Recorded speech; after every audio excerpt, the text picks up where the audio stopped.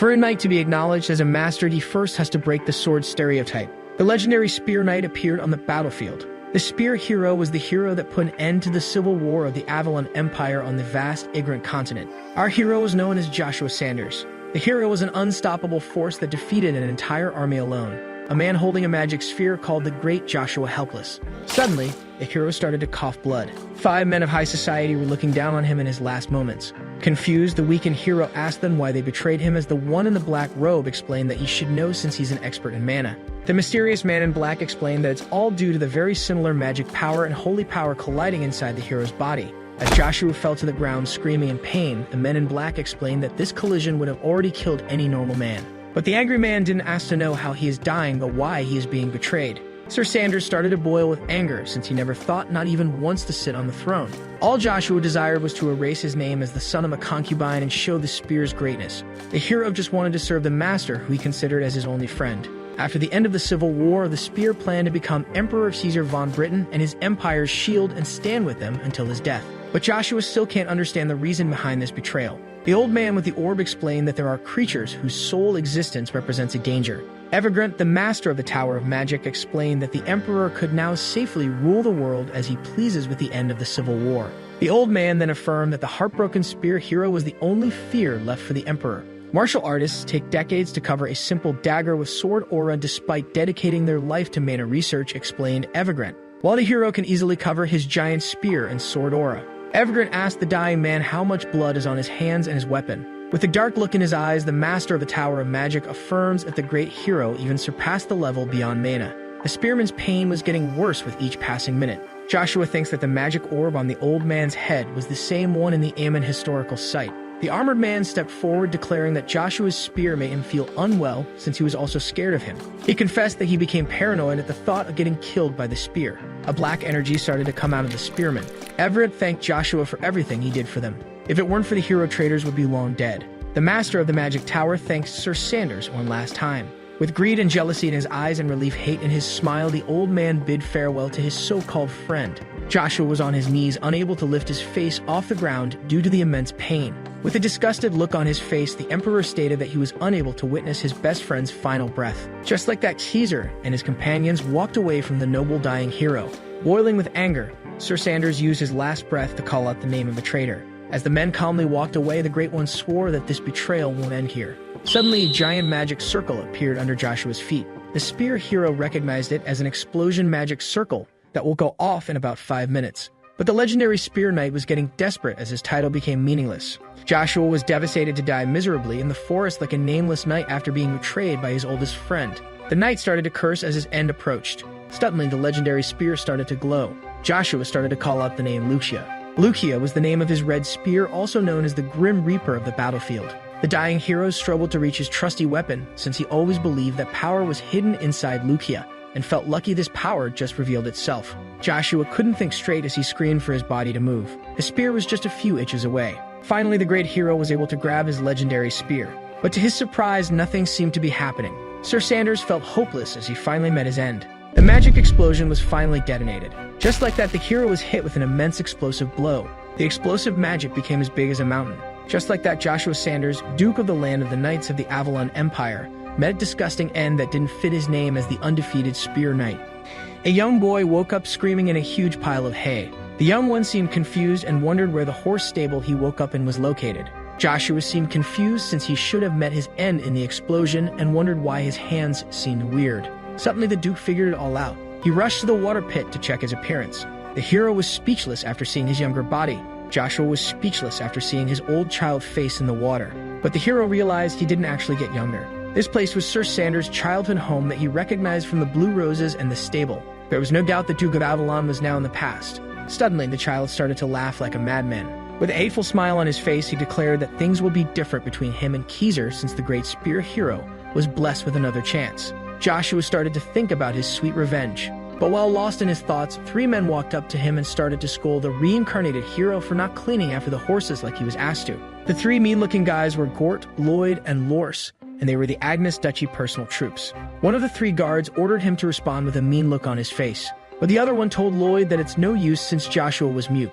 Knowing that if he ever opened his mouth in front of the three guards, he would be beaten to a pulp, the future hero pretended to be mute whenever someone was around. Lloyd then stated that someone known as Lucia was nowhere to be found, but his friend quickly shushed him since the Duke often took care of that maid. The guard was terrified to even speak her name carelessly. Lucia was Joshua's mother and the exclusive maid of the current Duke. The hero was the bastard son of the maid and her aggressor, Agnes Duchy. Aware of the blood flowing in his veins, the soldiers decided to bully the mute little boy, which would give them a feeling of pleasure. But the worst were the three strong men.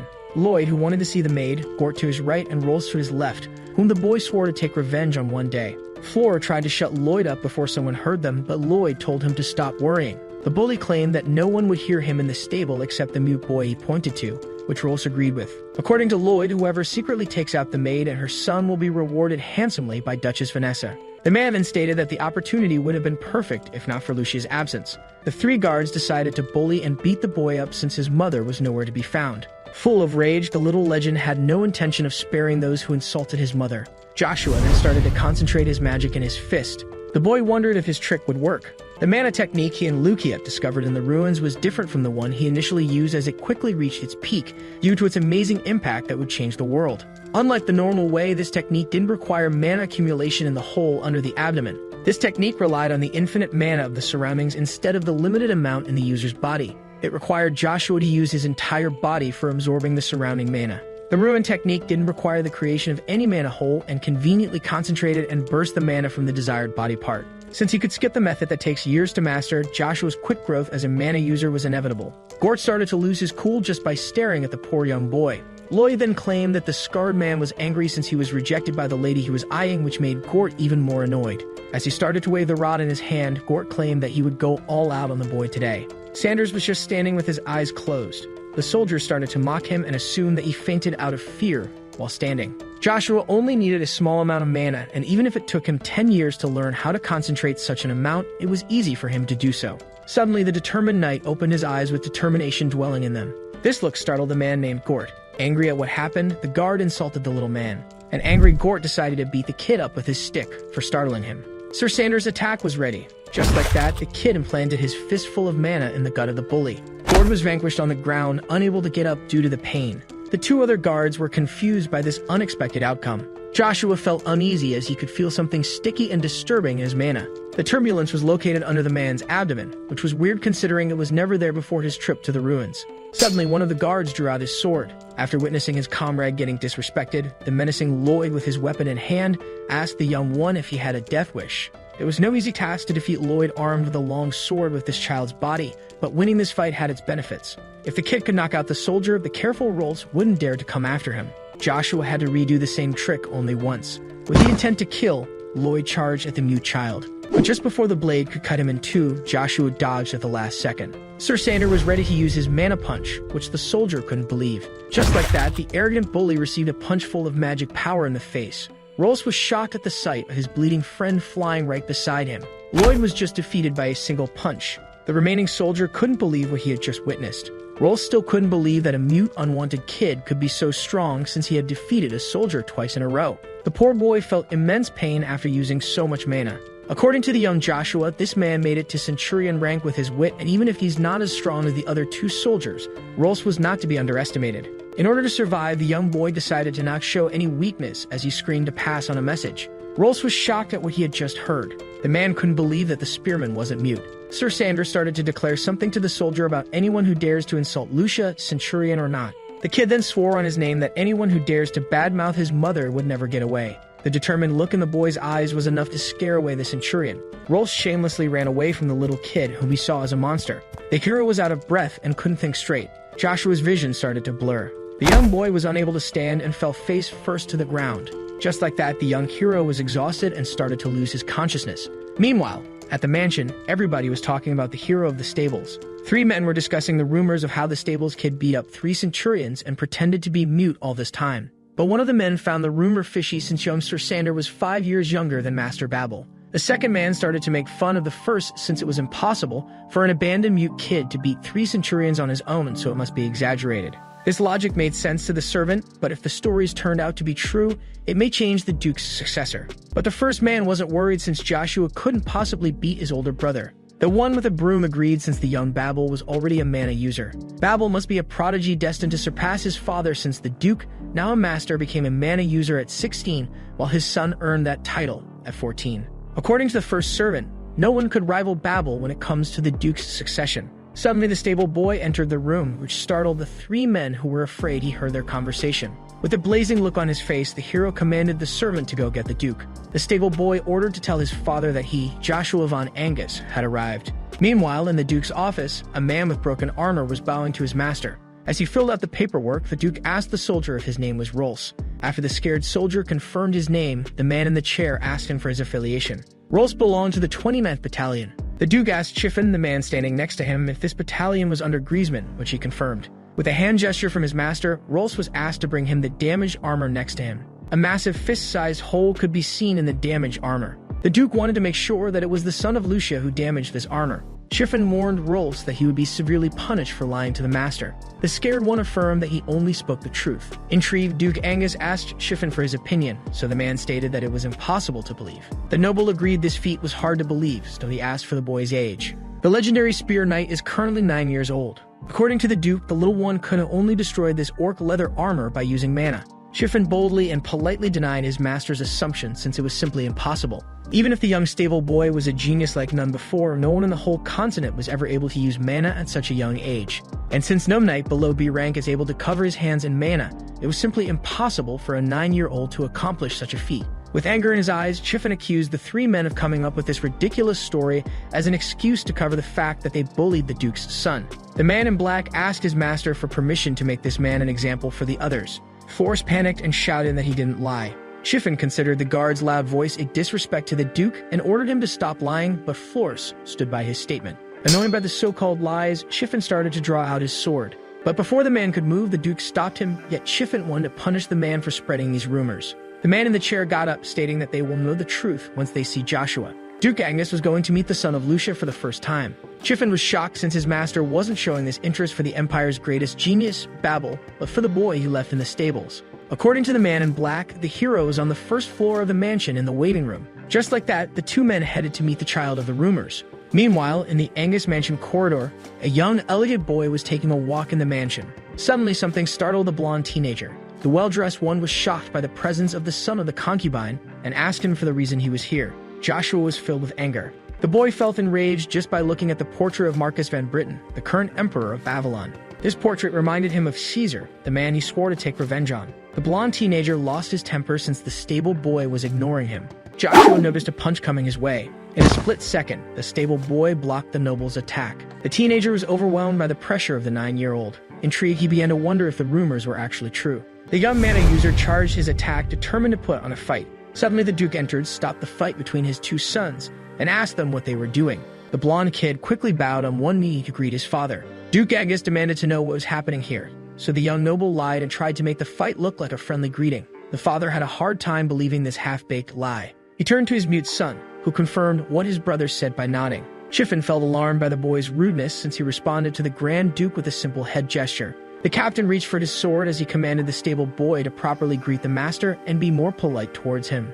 As he stopped the man in black, the noble noticed hate in his son's eyes. Joshua had a hard time controlling his boiling rage after seeing the portrait that reminded him of the traitor. The boy was in a tough situation since the Duke never forgives anyone who offends him, even his own blood. Joshua was intrigued since his father asked him to come closer. Duke Angus wanted to personally check if the boy of the rumors truly used mana. Babel couldn't believe what he just heard. The angry and hateful older brother had a hard time believing the son of Lucia could use mana despite being a stable boy. Joshua's father was the most sensitive to mana of the 5 masters of the Empire, which means that if his unusual condition is discovered, his revenge will be ruined. Suddenly, the Duke grabbed the boy's hand without anyone noticing. Something weird was found in the child's body, and the father couldn't believe it. The Grand Duke Angus was left speechless at this incredible discovery. Joshua's plans would be changed if his father, who is sensitive to mana, discovered something unknown. According to the startled Duke, there is nothing which shocked everyone. Apparently, the boy had no mana in him. Babel smiled at this news. Chiffin wasn't surprised that the stable boy had no mana hole, but that's not what the master meant. According to Duke Angus, every human, even civilians and monsters, contains a basic amount of mana, yet his son had none in his body. Chiffin compared him to an undead moving by demonic power since both were manaless. The captain theorized that the child was originally born without mana like those from the stories told by the children.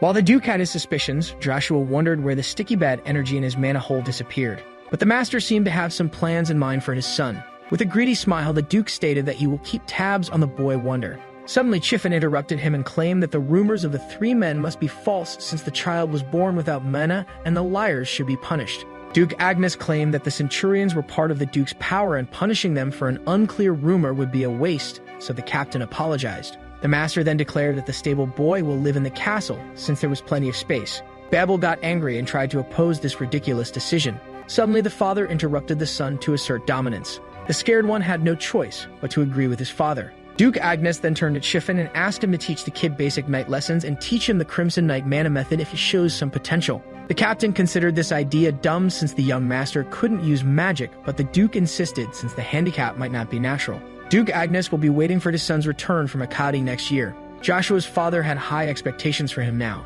A door opens. Chiffin showed the young master his new spacious room. Joshua looked around but kept silent. This attitude pissed off the knight, who thought that the young one was ungrateful for his new benefits and asked the kid to call him if anything is needed. The spear hero noticed the change in the knight's behavior and wondered if it was due to the Duke's absence. But Earl Agnes didn't care. Instead, he just wanted to sleep and rest. The younger boy thought deeply about the words of his father. The noble must have come too few for the rest, since he spends most of the year in Akkadi's castle in the capital of the empire. Joshua was worried that his father may know something he wasn't aware of. The possibilities are many, but it was too dangerous for the protagonist to know less than the Duke about his condition. But this wasn't the most important matter at the moment. The young Earl needed to regain his past strength in order to accomplish his goal. It was now my time. Sir Sanders swiftly jumped out of the window. In the blink of an eye, the young one was on the ground. Joshua might return to his prime earlier than expected since it's now easier for him to use a low quantity of mana. Suddenly, a strong pain struck the young boy. This intense pain was caused by the negative energy as he wondered if it was actually holy magic and demonic magic colliding, and also wondered about the strength restraining them.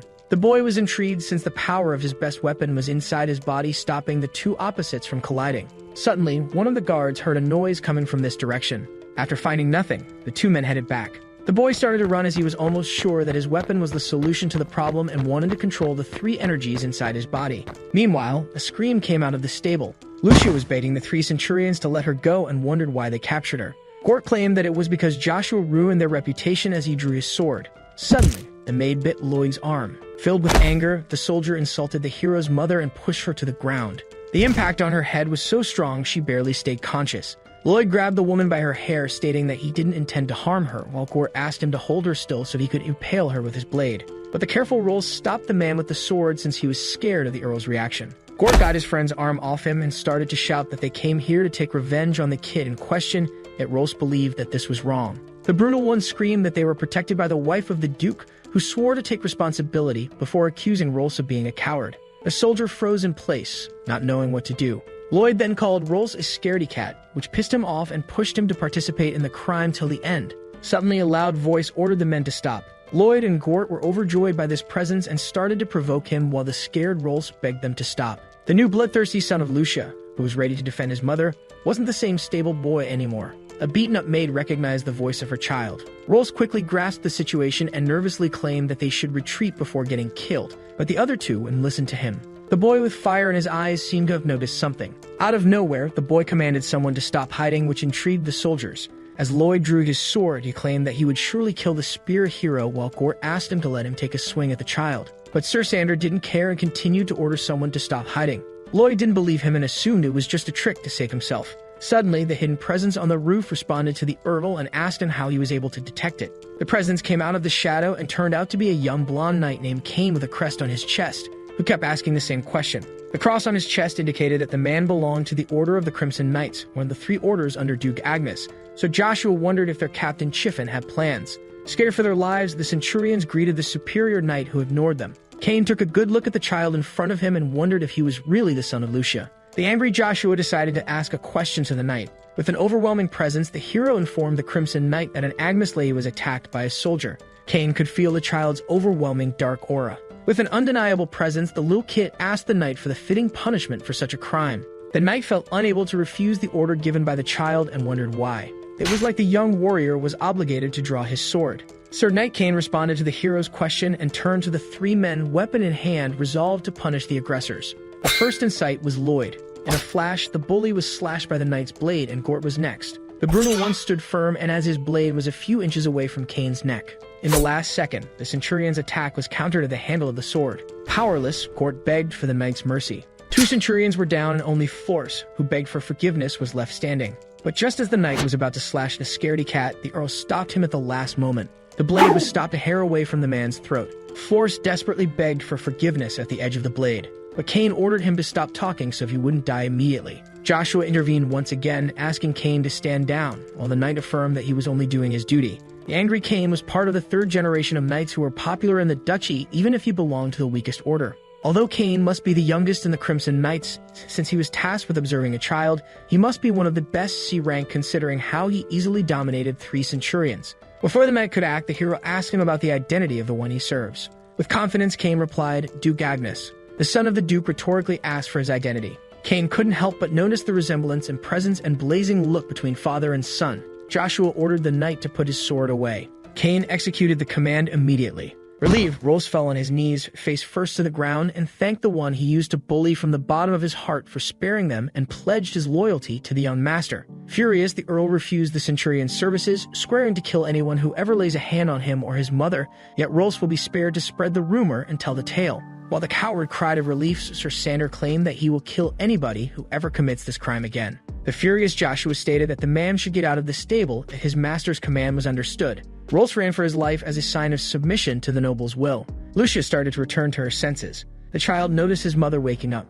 Kane stated that the noble is different from before, but Joshua claimed that he doesn't know what he is talking about. But the knight was sure that the young master wasn't the same as before. Joshua asked Kane if he remembers him as a stable boy or the illegitimate spawn of the Duke who was unable to speak. The Crimson Knight kept silent for a moment. With confidence, he addressed the son of the Duke. Kane explained that all the soldiers who live in the Agnes Duchy serve the Duke in his house, yet Joshua didn't understand the point. The Crimson Knight continued by saying that as soon as a soldier turns 23 years old, he will have to choose one person of the house as his master, a decision that he will make next year. Kane saluted the Earl and declared that he trusts his heart, claiming that he will pledge his sword to him. Joshua, who came from the future, knew that the best master to serve would be the golden child Babel and not him, and called the young knight eccentric. Suddenly, the mother called her son. With tears in her eyes, Lucia was glad to see her child safe and sound. The young hero rushed to hug his dear mother. With tears of gratitude in his eyes, Sir Sanders swore to protect his mother from now on. The smiling maid was relieved it all ended well. Joshua was thankful for the chance to erase his past regrets by reliving his youth.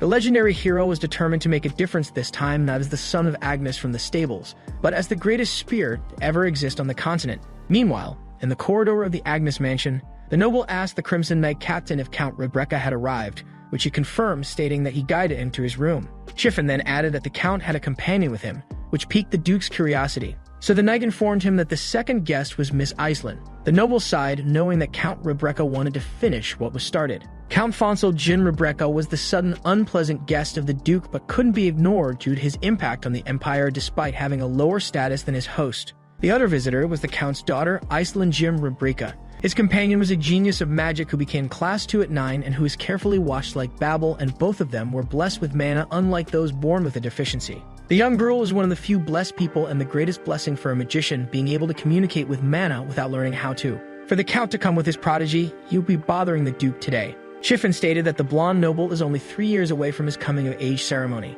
Yet the Duke pointed out the problem. Chiffon understood that he was talking about Babel's promised Lady Cheryl. Duke Agnes couldn't discard this little girl.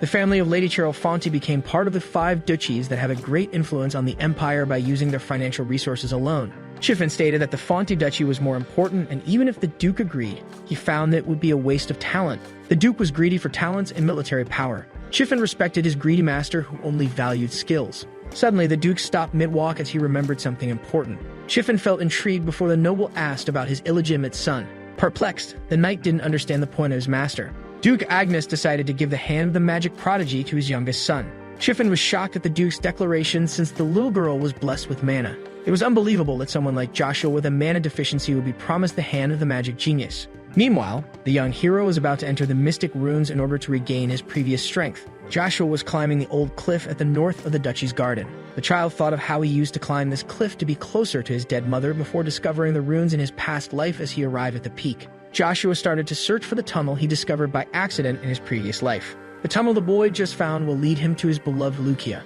Earl Agnes then bit the tip of his thumb. As his blood dripped on the floor, a magic circle appeared. Out of the circle, a magic spatial portal came out. The boy confidently entered the portal. Joshua came out in a different location. The hero was now in front of the ruins that changed his fate. Intrigued by the place, the boy started to look around him. According to Joshua, the place seemed different and weird since the temple wasn't this damaged in the first life. Lucia was found bound by chains in the middle of the temple at the altar. This time, the spear was absent and a metal rod was all there was. The boy grabbed the mysterious metal stick. Suddenly, a light started to come out from the magic item. The light was so strong that it almost blinded the future hero. Finally, the light was gone. Joshua, who was opening his eyes, became confused at what happened. The boy was suddenly startled. Earl Agnes was now in an unknown place colored in white and white only. Someone called the confused noble. It was the metal stick, which the startled Agnes asked to present itself. The boy realized it was the metal stick found in the temple, yet the weapon affirmed it was no rod. Joshua was shocked to learn that the talking stick was none other than his spear Lucia,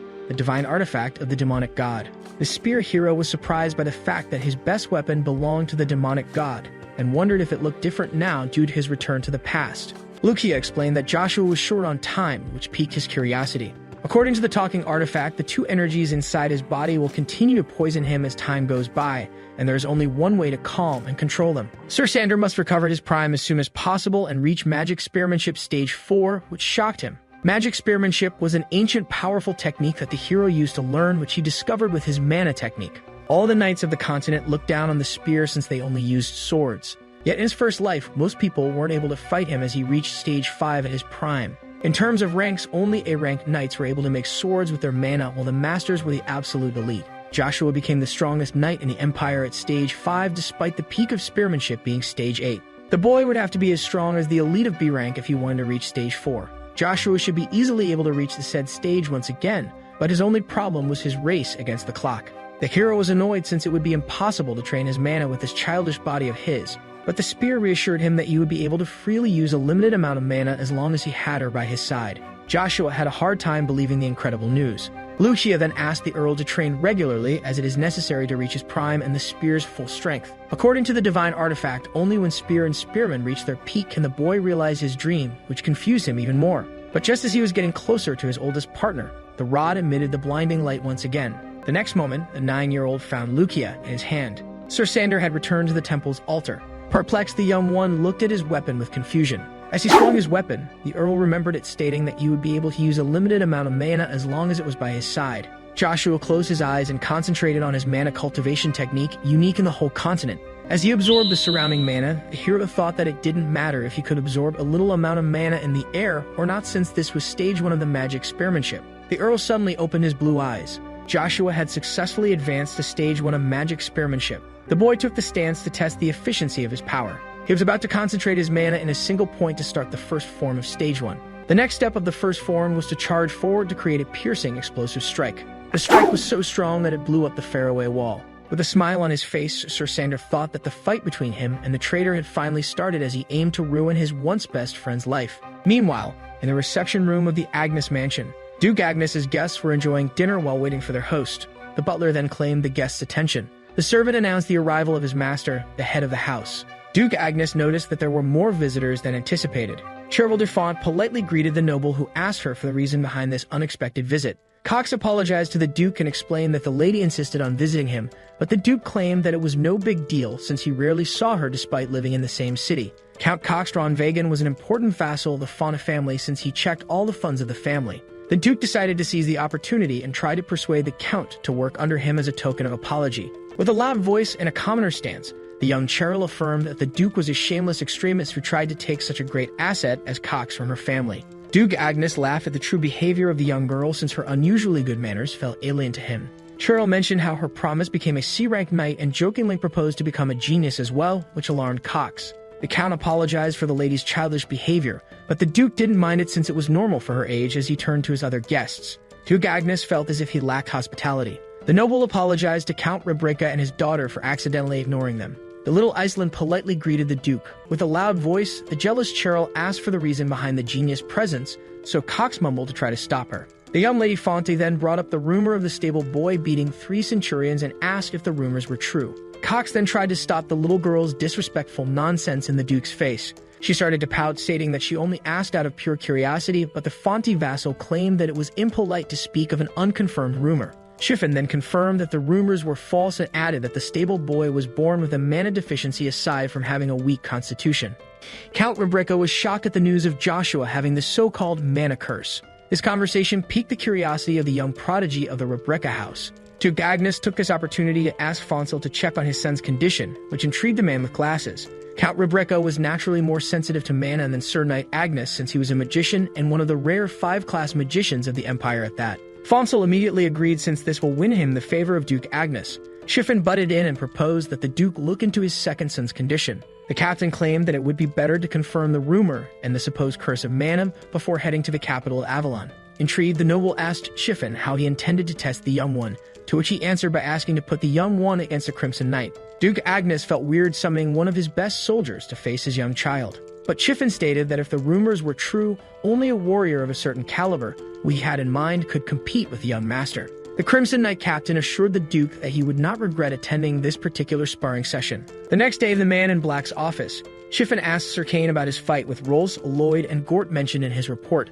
The young knight confirmed the friction with the 3 bullies. Shifen believed that Kane's decision to punish the 3 men was rushed, even if he was just performing his duty. The knight claimed that the 3 bullies were harming Lady Agnes, which angered the captain. Shifen, full of rage, assumed that the lady in question was Babel's mother. Kane corrected his superior by stating that it was Joshua's mother. The captain immediately calmed down, went back to his seat, and questioned his subordinate's judgment based on a harmed concubine. But Kane corrected his captain once again, claiming that Lucia was the respectable second wife of the Duke that no centurion is allowed to harm. The young knight claimed that the bully's actions were a disrespect to the head of Agnes and assured the captain that he was ready for his actions' consequences. This perfect response left the captain in silence, rethinking his image of Kane. Shifen decided to turn a blind eye to the matter and decided to give the young knight his next job, which he blindly accepted. The young knight was tasked to spar with the illegitimate child today. This odd job shocked Kane. Shifen claimed that this spar would determine the condition of the stable boy, even if he was sure that the outcome would be an inborn curse of mana. According to the captain, the Duke not believing his second son's handicap will end up being an obstacle in the way of the first, so Kane assumed that Babel might be tossed aside. With a fist slap on the desk, Shifen burst out of anger and silenced the young knight's nonsense, since the young master was a unique genius in the whole continent. The knight captain compared Joshua to a pebble unable to rival Babel. But Kane disagreed, since the Earl he saw was more of a catastrophic meteorite than a mere small stone. Shifen ordered his subordinate to secretly inject the Earl with mana to test his curse of mana. Kane was shocked that the captain would go this far, even if he sides with the first son, since anyone with a mana deficiency will die in days after being injected with mana. Shifen then ordered him to head to the sparring field, where Duke Agnes and Count Rebecca will catch up to him, so he obeyed without further questions. The knight was now in the small sparring field. Kane wasn't willing to harm Joshua, even if it was the order of the Crimson Knight's captain. The Earl, who remembered the name of his opponent, arrived at the scene. Joshua wanted to confirm that the young knight would be his sparring partner. Kane stated that he would spar with the young boy at the order of his father in order to evaluate him. Joshua was getting excited since the Duke started to acknowledge his potential. But the Earl was triggered by Kane, who tried to reassure him by claiming that he would go easy on him. Joshua immediately guessed that this spar was nothing more than a test. His opponent tried to deny the boy's guess. With a smile on his face, the noble claimed that even if the knight swore loyalty to a master, the master could freely choose his subordinates. Joshua was not going to put his safety in the hands of a soldier as miserable as Kane. Embarrassed, Kane stated that he wouldn't hold back against the young hero, who claimed that a knight only exists to do so. Duke Agnes, who just arrived with Shifen, his first son, and his guests, asked the 2 sparrers if they introduced themselves to each other. Kane immediately saluted the Duke. Shifen looked down on the young master due to his lack of manners towards the Duke. Suddenly, the mute boy formally greeted his father, which shocked everyone. Duke Agnes complimented his son on his etiquette and wondered when he learned it, while Shifen was in the back shocked at the Earl's words. Joshua affirmed that he learned the etiquette by observing in silence. The Duke asked the boy if he was aware of the current situation. Joshua claimed that this spar was in fact a test for him. Shifen intervened and stated that the spar isn't a test, but a way for the Duke to evaluate his son's curse in order to get rid of it. Joshua immediately figured out that the captain of the Crimson Knights was rooting for his older brother, which explains this setup to assassinate him. Kane claimed that he was waiting for the Duke's order to start the spar when he asked his second son if he was prepared. But the Duke corrected the young knight, stating that Joshua's opponent was someone else. The hero's sparring partner was none other than his older brother, who claimed that he would do his best for his half-brother. With a hateful, devilish smile, Babel expressed his brotherly love for Joshua. The legendary spear hero wasn't happy to have his hateful older brother as a sparring partner. Duke Agnes explained that both earls would use wooden swords for sparring. Babel immediately picked up his sparring sword. The teenager arrogantly claimed that he would restrain his own strength. Joshua deduced that the captain and his half-brother were making a scene before assassinating him. Determined to give them a proper show, the stable boy picked a wooden broom. With a stomp of his feet, the spearman broke the broom at the level of the brush. Everyone was surprised by the earl's choice of weapon. Joshua lifted the wooden rod, claiming that he would use it as a weapon. Lady Cheryl laughed at the hero's weird choice, while Cox tried to contain her childish behavior. Chiffon felt that the stick was some kind of joke. But just as the captain was going to criticize the wooden spear, the child's father stopped him and asked his son if the stick was his final choice. Joshua affirmed his choice with confidence. This improvised wooden weapon intrigued Duke Agnes. The head of the house asked everyone present to seat themselves. Duke Agnes then reminded Babel not to use mana as a wariness. The first son wasn't planning on using mana since he thought his little brother wasn't worth it. Cain grew worried and intrigued by Joshua's choice. Babel mocked his illegitimate brother for using a wooden rod against him, claiming that it suited the mute stable boy he is. Duke Agnes gave the signal that the duel begins now. Confident, Babel charged at his little brother. In a flash, the tip of the stick was a few inches away from the teenager's face. Babel dodged the wooden spear's strike at the last second. Angry, the first earl stated that the second's tricks he picked up would have no effect on him as he prepared to deliver another strike. Joshua noticed that his brother was a C rank only by speed despite being simple. The 9-year-old quickly landed a strike on the teenager's side. This hit filled Babel with anger and rage. The older one started to insult his sibling by calling him the son of a concubine who would never be a true knight as he tried another swing. But just before he could finish his sentence, Joshua struck Babel with a spear stab in the middle of the gut. Yet the spear hero seemed intrigued. Babel, who was filled with rage, kept standing on his feet as he grabbed the tip of the stick to immobilize it, impressing the young hero. But while Joshua was thinking about the distance, something cut his train of thought. The angry Babel swung a sword full of mana, which could turn out to be a disaster up close according to Joshua. Duke Agnes ordered his son to stop his attack. A mana explosion resulted from the clash, which blinded everyone. The Duke took a look to check on the battle. The oldest couldn't believe his sword was shattered in half. Joshua successfully countered the mana strike by using his own. Count Rebecca was shocked at the sight of mana. Babel couldn't accept the fact that his lowly brother was a mana user. The oldest was filled with jealousy and hate as he remembered his father's words that showed interest in the youngest. Babel drew out his true sword, screaming that he rejected his brother and that he was the only successor of Duke Agnes. According to the hero, the Agnes Duchy will disappear in the Civil War 10 years from now. As he charged his attack, the Earl thought that the duchy would be a great asset for his future plans. As the two boys were about to strike, the youngest thought that he would use the duchy to his advantage. Suddenly, the two brothers were stunned by their father's voice, telling them to stop. The Duke's voice was so loud that it even bothered Lady Cheryl. Duke Agnes took an intimidating tone and stated that his sons would be punished if they kept on fighting. Babel and Joshua immediately calmed down. Chiffon couldn't believe how extraordinary and unique the second son's feat was using mana at 9 years old. The captain's thoughts were interrupted by the master asking him if they had seen what they needed, which Chiffon confirmed. But just as the man in black stated how weird this mana was, he was interrupted by Fonsel, who confirmed Joshua's status as a mana user. Count Rebecca continued by adding how unique the second's mana and its concentration were despite being less abundant than the first. Both Cheryl and Cain were impressed by the hero's usage of mana. The Duke expressed interest in his son and praised him for being the youngest mana user ever. Chiffon tried to warn his master about this odd mana, but the nobles silenced the captain with an imposing look. Chiffon had no other choice but to keep silent as a sign of obedience. The Duke then invited his second son to his room to have a better look at the matter. Both the captain of the Crimson Knights and the first Earl were surprised by the sudden invitation. Filled with rage, Babel thought of how his father never let anybody into his room and wondered when his mute brother changed so much. The oldest sibling was burning with hate and envy as he looked at his younger brother. With a smile on his face, Joshua Agnes accepted his father's invitation. Meanwhile, in the Agnes Mansion guest room, the young redhead was jumping on the bed as she explained to Cox how amazing Joshua was while he tried to calm her down so she could act like a proper lady. Lady Cheryl was excited to see someone as young as the second Earl using mana for the first time. The young girl made up her mind despite the hero being the son of a concubine, which confused Cox. Lady Cheryl decided to make the young Joshua her new little toy. Meanwhile, at the very same estate, Chiffon was brutally slapped by a woman. The angry sister of the Emperor and wife of the Duke, Vanessa von Agnes, commanded him to repeat what he just said. With sadness in his eyes, the Crimson Knights captain stated that the pure-blooded noble lost to his half-breed brother. These words angered the Duchess. The angry lady slapped the poor captain of the Crimson Knights once again.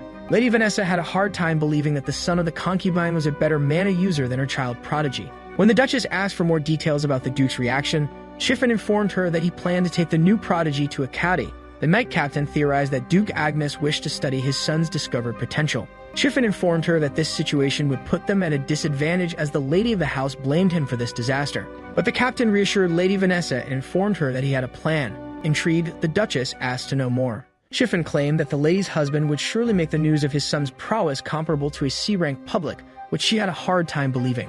The knight explained that it would be hard to hide it since the two counts witnessed the fight, and even if Joshua didn't use mana, his father would make him take the test, which intrigued the lady. Shiffin meant the test to become an official C-rank knight. To pass, one must show his mana while fighting against a royal knight. A devilish smile was drawn on the Duchess's face at the mention of royal knights as she decided to contact her uncle after a long time.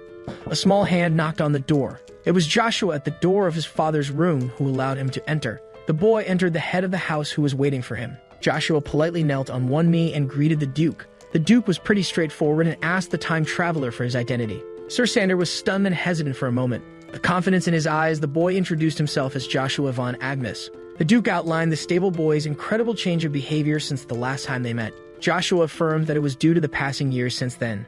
Duke Agnes asked his son if he resented him, which he denied, stating that he couldn't have expected much from his second son when it comes to the royal house. Suddenly, the boy stood up and asked the powerful aristocrat for a favor. The Duke wondered what Joshua's request could be and assumed that he would ask for an apology. The young one's request had to do with a caddy, since a useless apology would be meaningless in the cruel educational environment. Duke Agnes asked his son for the reason he was so sure he would be taken to the capital of Avalon. Joshua explained that the first of two reasons would be to get him away from the mansion, since he rivaled Babel's ascension to dukehood in order to prevent discord. The father was impressed by his son's cleverness outside of battle and wished that he had taken him in sooner. The spear hero then explained that the second reason is the noble's greed for his talent and his desire to keep the boy under his wing in case he surpassed him. Joshua continued by adding that this possible scenario would let the duchy reach new heights to the point where the royal house won't be taken into consideration. Duke Agnes claimed that his second son speaks as if he has the ability to overpower the emperor and his family. Joshua affirmed that he would not disappoint his father.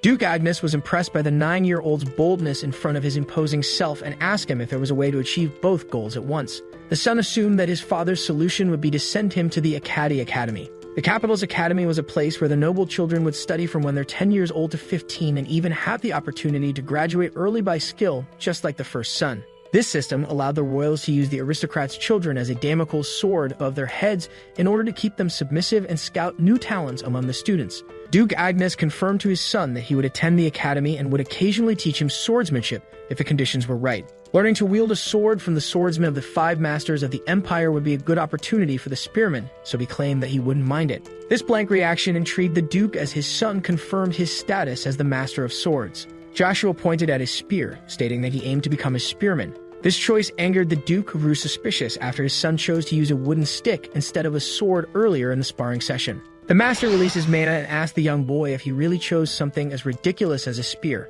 The mana pressure was so intense that the hero himself had a hard time staying on his feet. Sir Sander defended himself with his own mana as he thought that his pride in his spear was comparable to his father's pride in the sword.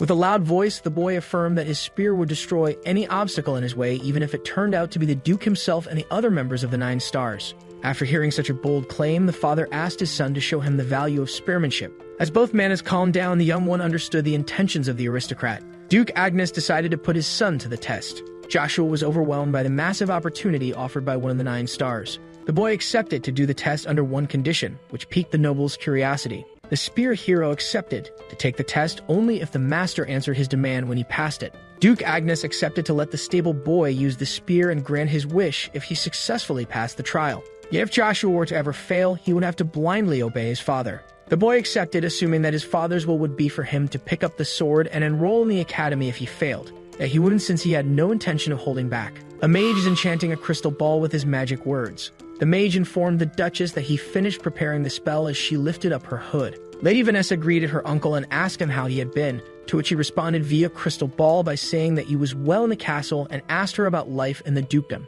With a mischievous smile, the Duchess informed the man of a problem in the duchy and required a favor from him. The Earl got out of his father's room. The Duke's door suddenly closed as the kid stood there for a moment. Joshua stated that he was still shaking after his meeting with an amazing master like his father. Suddenly, Babel came up to the cadet and wanted to talk to him. Joshua turned his back on him and declared that there was nothing to be spoken between both of them, but the oldest insisted. With fiery eyes, different from his normal ones, filled with the thirst for victory, fear of losing, and passion for battle, Babel challenged his half-brother to another duel. With a smile on his face, Joshua asked his brother if he was sure. At the Kaltika Palace, the grand imperial castle of the Avalon Empire, a hysterical laugh was heard in the palace. The man on the throne asked if the rumors were legitimate. Marcus von Britain, the emperor of the Avalon Empire, spoke of Joshua, the other prodigy kid in the Agnes Duchy with the potential to become a star. As the knight confirmed the rumor, the man on the throne expressed his curiosity towards his sister, who hid the second son. But the one on his knee corrected the emperor, stating that Lady Vanessa isn't the mother of Joshua. Von Britain immediately guessed that the boy was illegitimate, so the soldier informed him that he is the son of a maid who works for Agnes Duchy. The man got up from his throne, claiming that it's interesting. Emperor Marcus expressed his jealousy towards the duke, who already had Babel, a crucial asset of the empire, and now has two prodigies. The knight claimed that the sons of his majesty also possess power that will one day change the world, yet the father denied it. Marcus was sure that only a handful of people could become emperors, yet they lacked Babel power. Even if they had potential, the emperor thought low of the princes, since he had high standards due to the fact that he was a master. Maybe because of this, the emperor became obsessed with talents to the point of going too far for them. Marcus von Britain assumed that Duke Agnes believed his second-born should be around the level of the first, since he revealed him to the world. The soldier informed his master about the rumor of Joshua beating Babel, so the stunned man asked if the boy was actually older than his nephew. The knight denied it, stating that the boy is 9 years old. Emperor Marcus was shocked at the news of a young child beating the continent's best. Von Britain laughed at the matter and assumed that everyone would want to see the prodigy, and the soldier confirmed it before mentioning the duke, requesting a dispatch of the imperial knights. According to the knight, Joshua was on the level of a C rank. Marcus expressed his curiosity at how lucky Avalon is to have a 9-year-old C rank. The soldier wondered if the master would personally move to scale the boy, since the emperor's influence on the empire exceeded comprehension. But just as the soldier asked if the emperor was going himself, the master denied it, since traitors are waiting for the smallest opportunity, even if he would have liked to. Since the emperor must keep an eye on the high potentials, he ordered to send one of his sons in his place. Meanwhile, back at the Agnes mansion, as the two earls clashed together, Joshua thought of how one is responsible for eating what's in front of him. Babel blocked the second son's mana punch with his sword, which knocked him back. The overwhelmed first son's hand was starting to bleed because of the blow. Babel had a hard time believing the power Joshua acquired by pouring mana into his fists. Joshua read his brother's thoughts in his face. As he walked him down, the youngest claimed that he would show the stunned oldest the power of the martial arts he underestimates. Babel swung a sword full of mana at the one he told not to completely ignore him. But before the sword could split the boy's head, he filled his fists with mana once again. In the next moment, Joshua used Mana Explosion to send his older brother flying. As he rebounded endlessly on the floor, Babel realized that the stable boy punched him with a burst of concentrated mana. The beaten-up Babel had a hard time admitting that he was far weaker than the young Joshua. The second son walked up to the annoyed first and asked him if he was annoyed by his weakness. Joshua, with a cold look, asked his brother to remember the frustration he feels when being beaten by someone he always underestimated and use it to become stronger. The second Earl confessed the first his wish to tear him apart for badmouthing him and his mother. But since Joshua saw hunger and obsession for power in his brother's eyes for a long time, he decided to spare him this time and warn him about his behavior. With a devilish, imposing expression, the second claimed that if the blonde kid didn't better his attitude, the hero would make him unable to properly use his sword ever again. This demonic aura scared the older brother to his core. As he walked away from his half-brother, Joshua asked him to never forget the difference between both of their gazes. The powerless, defeated Babel cried over his weakness and insignificance in front of the hero. A new morning has risen on the Agnes mansion. Joshua woke up tired since he used too much mana without catching a break. Even if it improved his mastery over mana, the Earl wondered if he could only use a small amount of mana based on the side effect of absorbing the divine artifact's main body. Suddenly, a knock on the door was heard, and the Earl wondered if it was Cain. Just as he opened the door, rather than the knight, he found an unexpected redhead. The young lady asked if the boy was Joshua von Agnes, which confused him. Lady Cheryl introduced herself as the daughter of Duke Fonte, and since she was 12 years old, she assumed that she could skip the formalities with the 9-year-old. As she tried to enter the room to speak with the Earl inside, she also tried to convince him to call her big sister. Suddenly, Joshua blocked the lady's way. He got closer and brutally told her to piss off. In the next moment, the girl was outside the room with the door slapped in her face. Cheryl was shocked at this unexpected reaction. As he headed back to bed, the boy wondered what all this was about. Suddenly, another knock on the door was heard, so the boy assumed that Lady Fonte was still there and decided to ignore her. The constant knocking left the future hero annoyed. A shocked Cain was startled by the young master brutally opening the door to kick out somebody. Confused, the Crimson Knight asked the spear hero if he should return later. Joshua apologized, letting Cain know that he confused him with someone else. The Earl asked his loyal knight if he fulfilled his demands, which he confirmed. That Cain was confused about the reason for these particular demands. But the young Earl explained that the knight would soon discover the reason, so he should just obey and trust his master for the moment. The centurions were gathered at the large sparring field of Duke Agnes. Two men walked up to Rolls and asked him about his inseparable friends Gort and Lloyd, and if the three of them lost to the second son. Since he ignored them, one of the men stated that he had been oddly silent recently, while the other theorized that he got the same disease as Joshua after bullying him so much. The first man informed the second one that it was a Crimson Knight who gathered them here, so the trading would be hard after the second asked for the reason behind the centurion gathering. Suddenly, someone caught the attention of the present soldiers. Sir Cain arrived at the sparring field, yet the centurions were shocked by the presence of the stable boy. Rolls was struck with terror and fear at the sight of the demon child and wondered why he was present. Cain informed the centurions that Earl Joshua would be training them today. With a loud voice, the son of the Duke introduced himself and affirmed that he would be their instructor for this lesson. All the soldiers were shocked after hearing the mute kid speaking loudly and clearly. The second son claimed that he would train the centurions to improve their crucial personal skills since they would be the future leaders of the vanguards during wartime. With power in his eyes, the hero ordered the soldiers to attack him all at once to evaluate their skills. The men started to laugh at the little boy's order and had a hard time believing it. Cain was worried by the Earl's command since the centurions were strong opponents. The soldiers mocked the overconfident Earl, stating that he would hurt himself and took the challenge as an insult. Suddenly, the spear hero grabbed his weapon from the knight's hand. Sir Sander then descended to the centurions. Joshua pointed his spear at the confused Rolls and asked him if he also considered his command a ridiculous insult. The bully, scared for his life, affirmed that he didn't believe his order was absurd. With an imposing tone, Joshua accused the man he sparred of not keeping his promise and telling the rest what he was told to from the other soldier's reaction. Rolls quickly got on his knees and apologized to the scary Earl. Joshua smacked the spear to the ground, claiming that the soldier would not receive mercy twice. The Earl scolded the soldier for wasting his second chance after harassing the noble's mom and asked him if he wanted the same fate as his two arrogant friends. The other stunned centurions were terrified at the news of the 9-year-old actually beating Lloyd and Gort.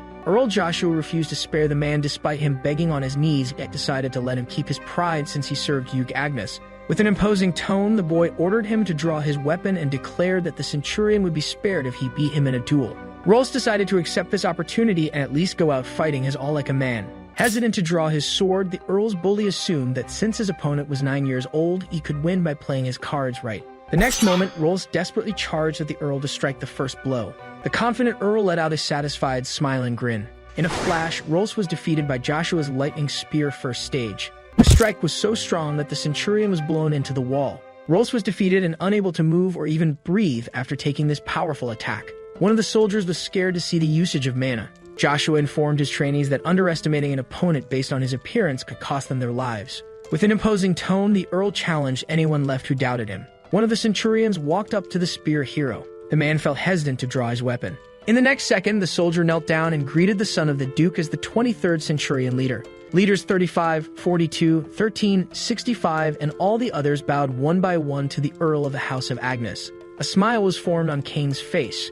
The knight was happy with his master exceeding his expectations and promised to do his best to serve him. Meanwhile, in the guest room of the Duke with a sighing young lady, Cheryl Fonte sat sad on her bed, hugging the plushie in her hands. The young lady thought about Joshua telling her to piss off. Suddenly, Cox entered the room claiming that he had big news of the Imperial Knights arriving soon at Agnes Duchy. But the lady reminded the vassal not to derange her today as she lay down on her bed. Worried, the Count asked the sad little girl if she was hurt since she was acting odd since the morning and wondered what had just happened. The angry lady told Cox to stop bothering her and asked him about Duke Fonte's orders. Count Cox had completely forgotten about the head of the House of Fonte's orders. As Cheryl reminded him of the purpose of their presence in the duchy, Cox went to execute his lord's orders. As the man slapped the door, the sad little girl expressed how irritating this situation was. Inside the Duke's office, the noble informed his son that he received his report and asked him if he really killed Rolls, which he confirmed. Joshua affirmed that this soldier was Badmouth and his mother Lucia and had to be put down by military law for insulting an aristocrat.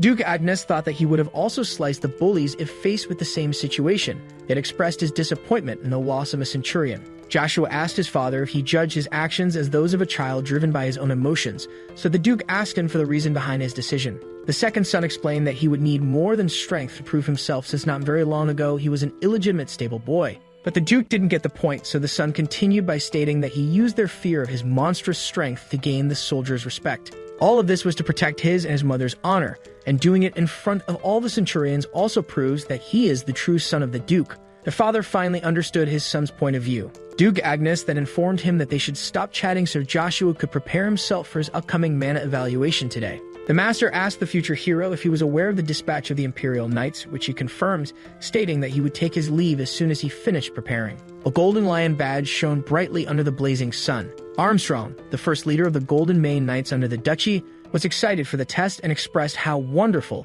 it is to have the two Earls of Agnes as underage C-rank knights. Yet the captain of the Crimson Knights complained that one of the two geniuses was the mere illegitimate son of a concubine. Chiffin became boiling with anger when Armstrong insinuated that he was irritated since his position would be at risk if the second Earl became the Duke instead of the first one. Yet the head of the House of Agnes arrived and started to scold them since they were fighting among each other when the Imperial Knights would soon arrive. Both knight captains politely saluted Duke Agnes while something seemed to have caught the leader of the Golden Mane Knights' attention. Armstrong eyed the young second son of Duke Agnes, thinking that he did look pretty fragile and weak. The Golden Mane Knight's train of thought was cut by the young prodigy stating that the Imperial Knights had arrived. The golden luxurious carriage arrived at the mansion with a great number of armored men on their horses escorting the carriage from the back and the front. The captain of the Crimson Knights was impressed and wondered who the Empire sent for him to be escorted by a whole battalion. Someone started to come out of the golden carriage. A young, smiling, well-dressed man came out, stating that this place was home to one of the 9 stars. The Duke was shocked to find that the 4th prince was sent by the Emperor of Avalon.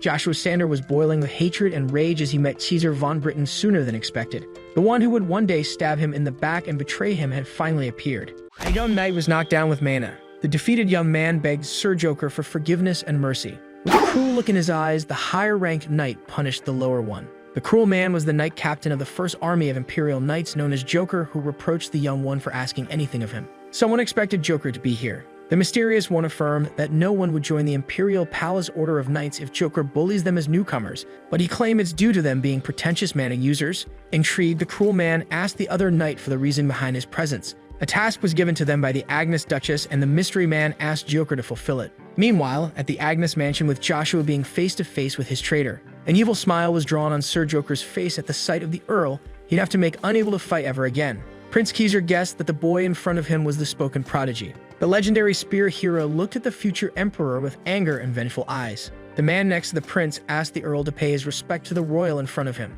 With a hateful smile, Joshua claimed that only the emperor alone can be respected by all the knights of the empire as the son of Avalon. The young noble continued that the 4th prince didn't prove himself to be worthy of his respect. Suddenly, the order of the Imperial Knights stood between the royal and the noble, facing the hero as the red-haired man called him a crazy kid. Vice Knight of the 9th Order of Imperial Knights Valmon Don Braun drew out his sword, claiming that the boy was an illegitimate child and a past stables boy that lost it by falling into dung. Armstrong drew his sword at the Imperial Knight Vice Captain in response. Valmon claimed that the Knight Captain was defending an illegitimate child and not Duke Agnes. Armstrong affirmed that the second son was also part of the noble House of Agnes. Suddenly, the Duke used his imposing mana to stop the friction between the two knights and asked them if they had a death wish for fighting in front of the young Keezer. The Imperial Vice Captain was astonished by the mana pressure of Duke Aiden Pawn Agnes, part of the 9 stars. Sir Aiden Agnes blamed the insulting words of his child for the discord and ordered him to apologize to the young Keezer. But the 4th prince stated that the young noble was actually right, which shocked the man beside him.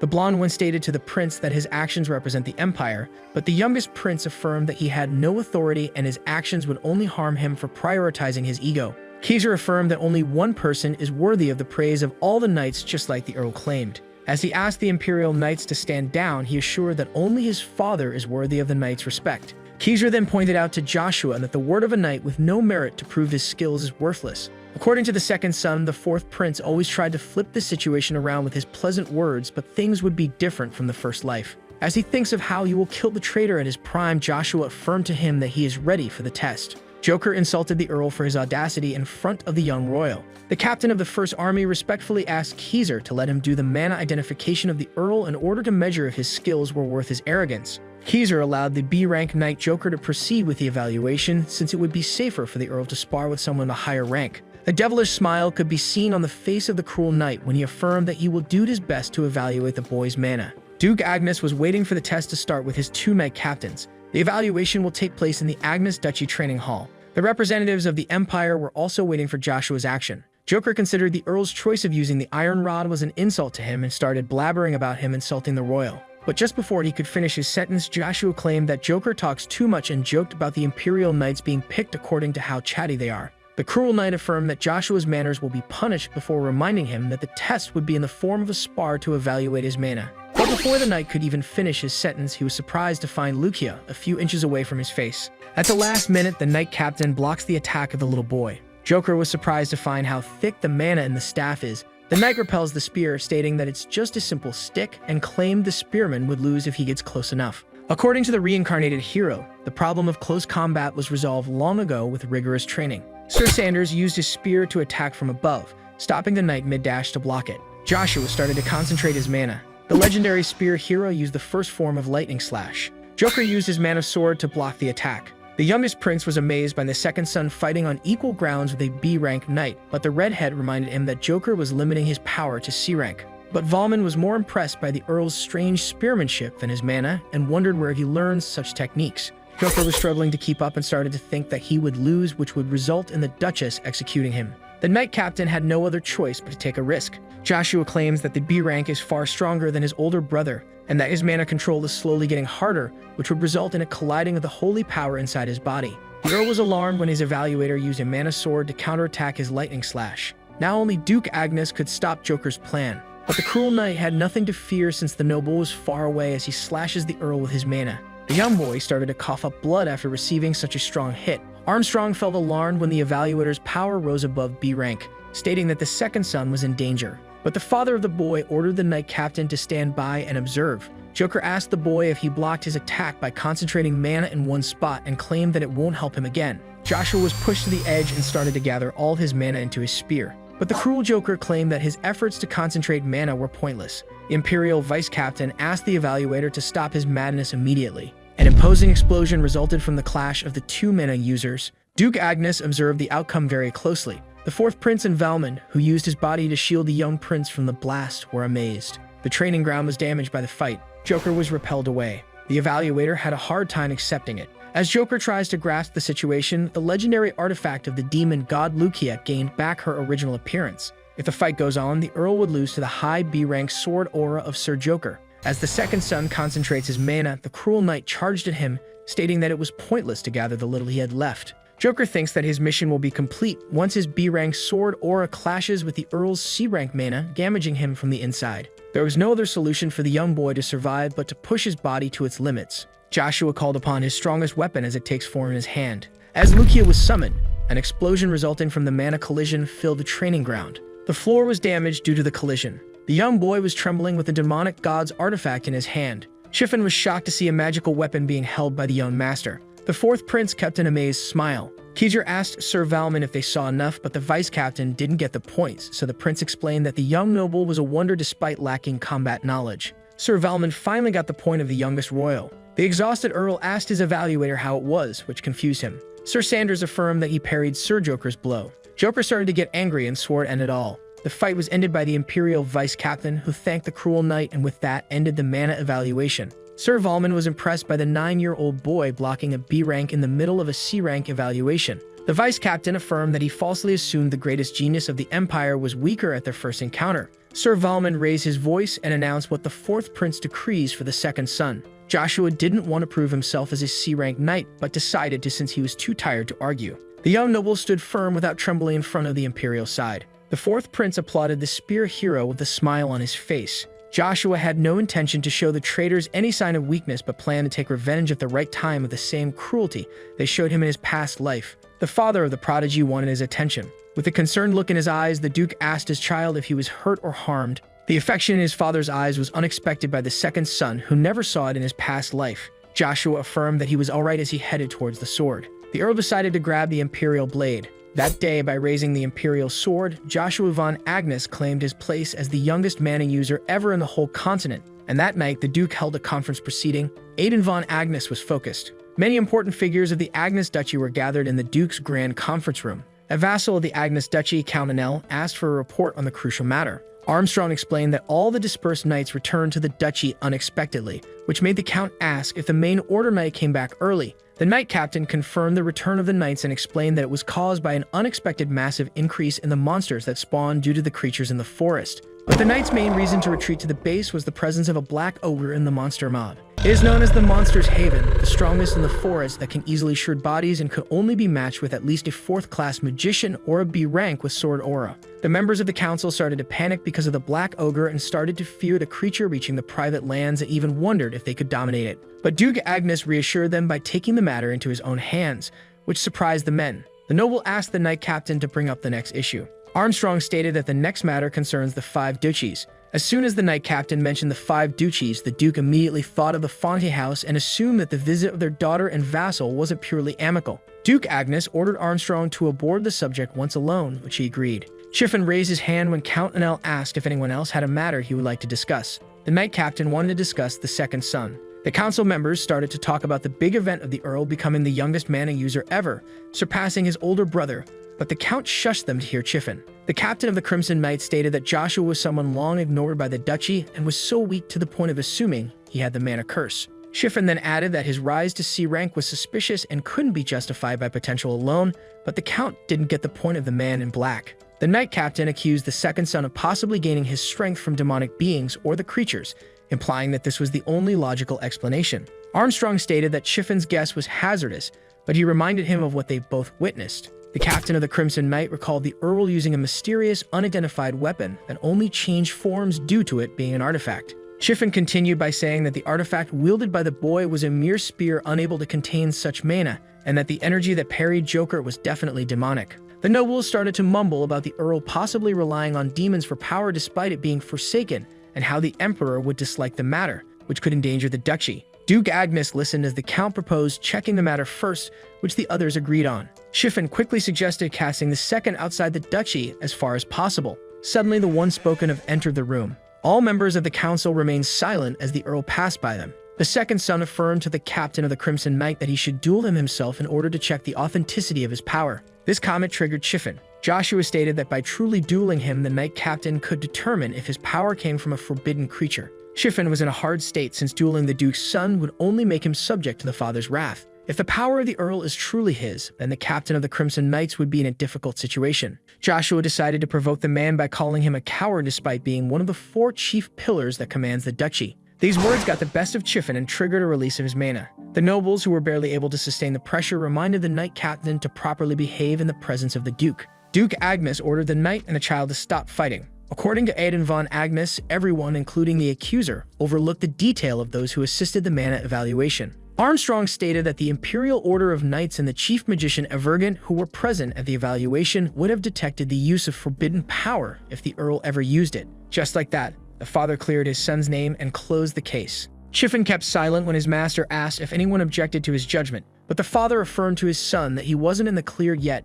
and that he and the council had many unchecked matters and questions to be asked. The Duke then stated that his growth wasn't only the object of the vassal's curiosity. Duke Agnes also had his suspicions regarding the young boy. So in order to clearly understand his son's power, the Duke decided that he would accompany him to the Black Creature's Forest. The nobles questioned their master's decision to go to the Black Creature's Forest, since it could impact his health, and requested to send the knights since the Duke's travel to Akkadi was near. Armstrong agreed with the vassals, stating that it was better for his master's safety. But the great Aiden von Agnes reminded them of who he truly is and their place. All the members of the council were left speechless. The Duke then stated that the second son will attend the Imperial Academy once the Black Creature's Forest is wiped out. Duke Agnes affirmed that despite the council's opinion, his son was an undeniable prodigy who would get a fair chance according to the Agnes family's unquestionable rules. Chiffon felt uneasy since the Earl was already strong. He feared that he could return even stronger from the Academy outside their authority. In order to prevent any rivalry on the first son's way to succession,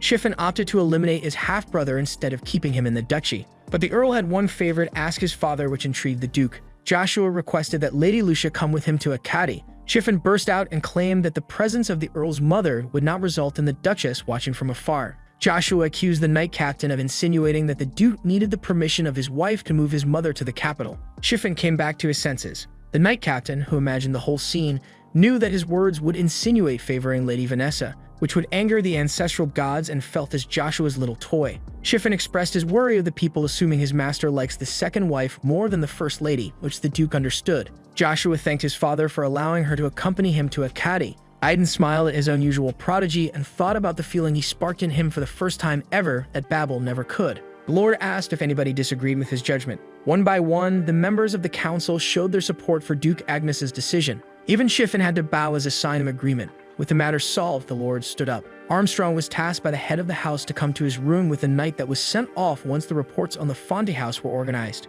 The second son was also asked to join his father in his room. Suddenly, Babel entered the room asking for the present people's attention. Shiffin was shocked by his presence. The first son immediately greeted the Duke, who stated that he arrived late to the meeting. Babel affirmed that he needed a moment to reorganize his thoughts. The Duke was pleased by the change of atmosphere around his oldest son. Duke Agnes assumed that Babel had something to say and asked him to speak his mind. The young man stood up and addressed his little brother. Joshua asked Babel if he wanted to speak to him. Suddenly, Shiffin shouted at the youngest earl and asked him to behave properly with the Duke's successor, all in public. Joshua looked at the knight captain and asked him if he was tasked to answer on behalf of Babel, which intrigued him. The spear knight claimed that the knight captain only ever had loyalty to his brother and is only an honorary noble because his father said so. Shiffin is reminded of the duchy's limits and decided to stop looking involved since he feared losing his position that he gained by his own skills, so he passed his shouting as a simple remark. Joshua explained that since only those who are promising can climb the ladder, only those who prove themselves worthy can have their words heard. Shiffin started to get angry as the boy reminded him of the duchy's law. Babel affirmed to the knight who claimed that they were in public that there was no problem since his little brother marked a point. The Duke was happy to see his son, who was recently filled with self-love, looking more like a true knight. Babel affirmed to Joshua that he will not fall behind but progress further after understanding the meaning of asserting himself with his abilities. Joshua agreed with his brother and thought that his gaze became different after their last duel. When the Duke allowed the boy to speak, he rejected his position as the certified next Duke. This decision shocked everyone in the room and they asked the Earl if he was renouncing his heritage. Duke Agnes asked his oldest child if he lost the will to fight now that a brilliant rival appeared, which he firmly denied. Babel decided to follow the rule of his family and fight on equal terms with his little brother. The Duke decided to take the request into consideration. The oldest Earl thanked his father. With that, the Lord ended the meeting. Duke Agnes walked away. A smile could be seen on the noble's face as he thought of how his duchy started to transform into the unknown.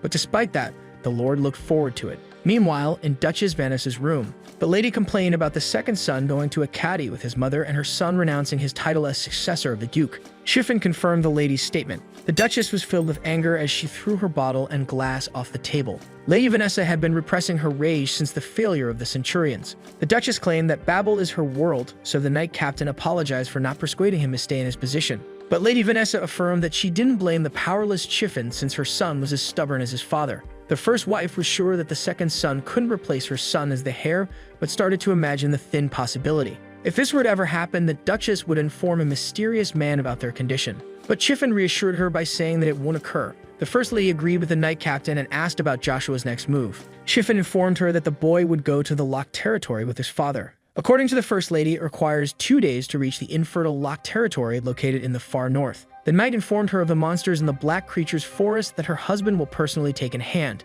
so she asked if he would then head to the capital with his second wife. Shiffin confirmed the lady's suspicions. With that said, the Duchess decided to have dinner with the youngest Earl as their first and last interaction before his departure to the capital. The Imperial Knights began marching.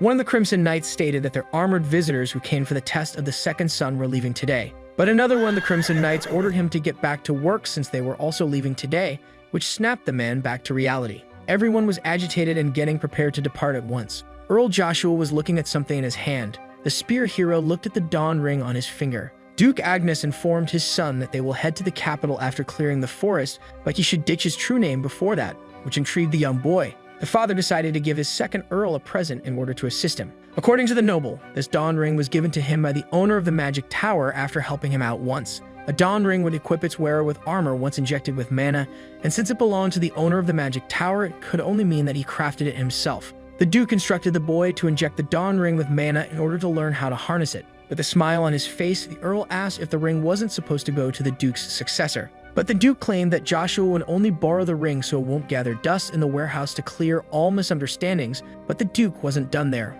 When Joshua asked if his father had another motive, the Duke explained that he will be equipped with magic armor upon injecting the ring with mana. Each magic armor would have an insignia designating each house. This ring aims to dupe the parasites around the Earl, since his father would hate it when he is being stolen from. The second son should pretend to be from the house of an unknown viscount that he should make up. Joshua believed that he was offered the dawn ring and asked to make a fake identity in order to not taint his house and thought that the ring could skip him the bother of those of high status. Suddenly, the boy was snapped back to reality by his father. Aidan von Agnes asked his son if he hated him. Joshua was unsure of his feelings towards his father. 10 years from now, the Duke was destined to die an unexpected, pointless death in the war between empires. If Joshua had a reason to despise his father, it would be the neglect of him and his mother, which led to her death, but since he rarely saw the Duke in his first life, he slowly stopped blaming him.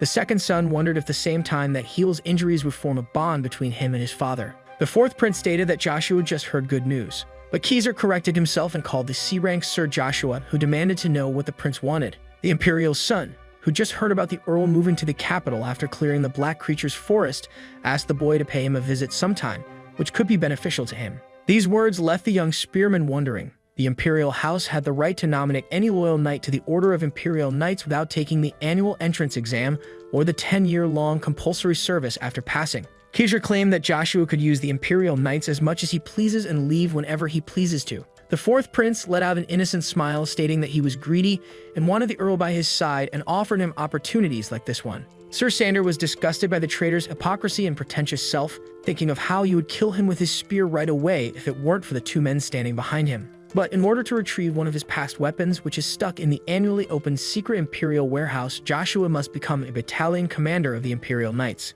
But since the Earl had to focus on the Black Creature's forest, the boy informed the prince that he was going to take his leave to fulfill his duties. Sir Valmond sighed and claimed that Joshua's skill without his ego would lead him to improve a lot. But the fourth prince asked the vice-captain to cheer up and return home, which he agreed to. Keyser was sure of owning the young spearman eventually one day. Just like that, both the victim and the traitor went their way. Joshua swore to not let the youngest prince torture him like a puppet in the second life. A smile full of revenge was drawn on the Earl's face as he thought of tormenting his previous best friend. A white horse was advancing. With Aidan von Agnes leading it, the Black Creature's forest expedition was quickly organized. But the expedition was formed of a few warriors despite being led by the ruler of the dukedom. The squad only included the only fourth-class wizard under Agnes's rule and a few Crimson Knights. It also included 100 fighters with the two earls, with Babel staring weirdly at Joshua. Suddenly, a command to properly salute the Duke was initiated at the border. The guard politely greeted the Duke. Duke Agnes tried to appease his horse in front of the castle of a locked territory near the Black Creature's forest.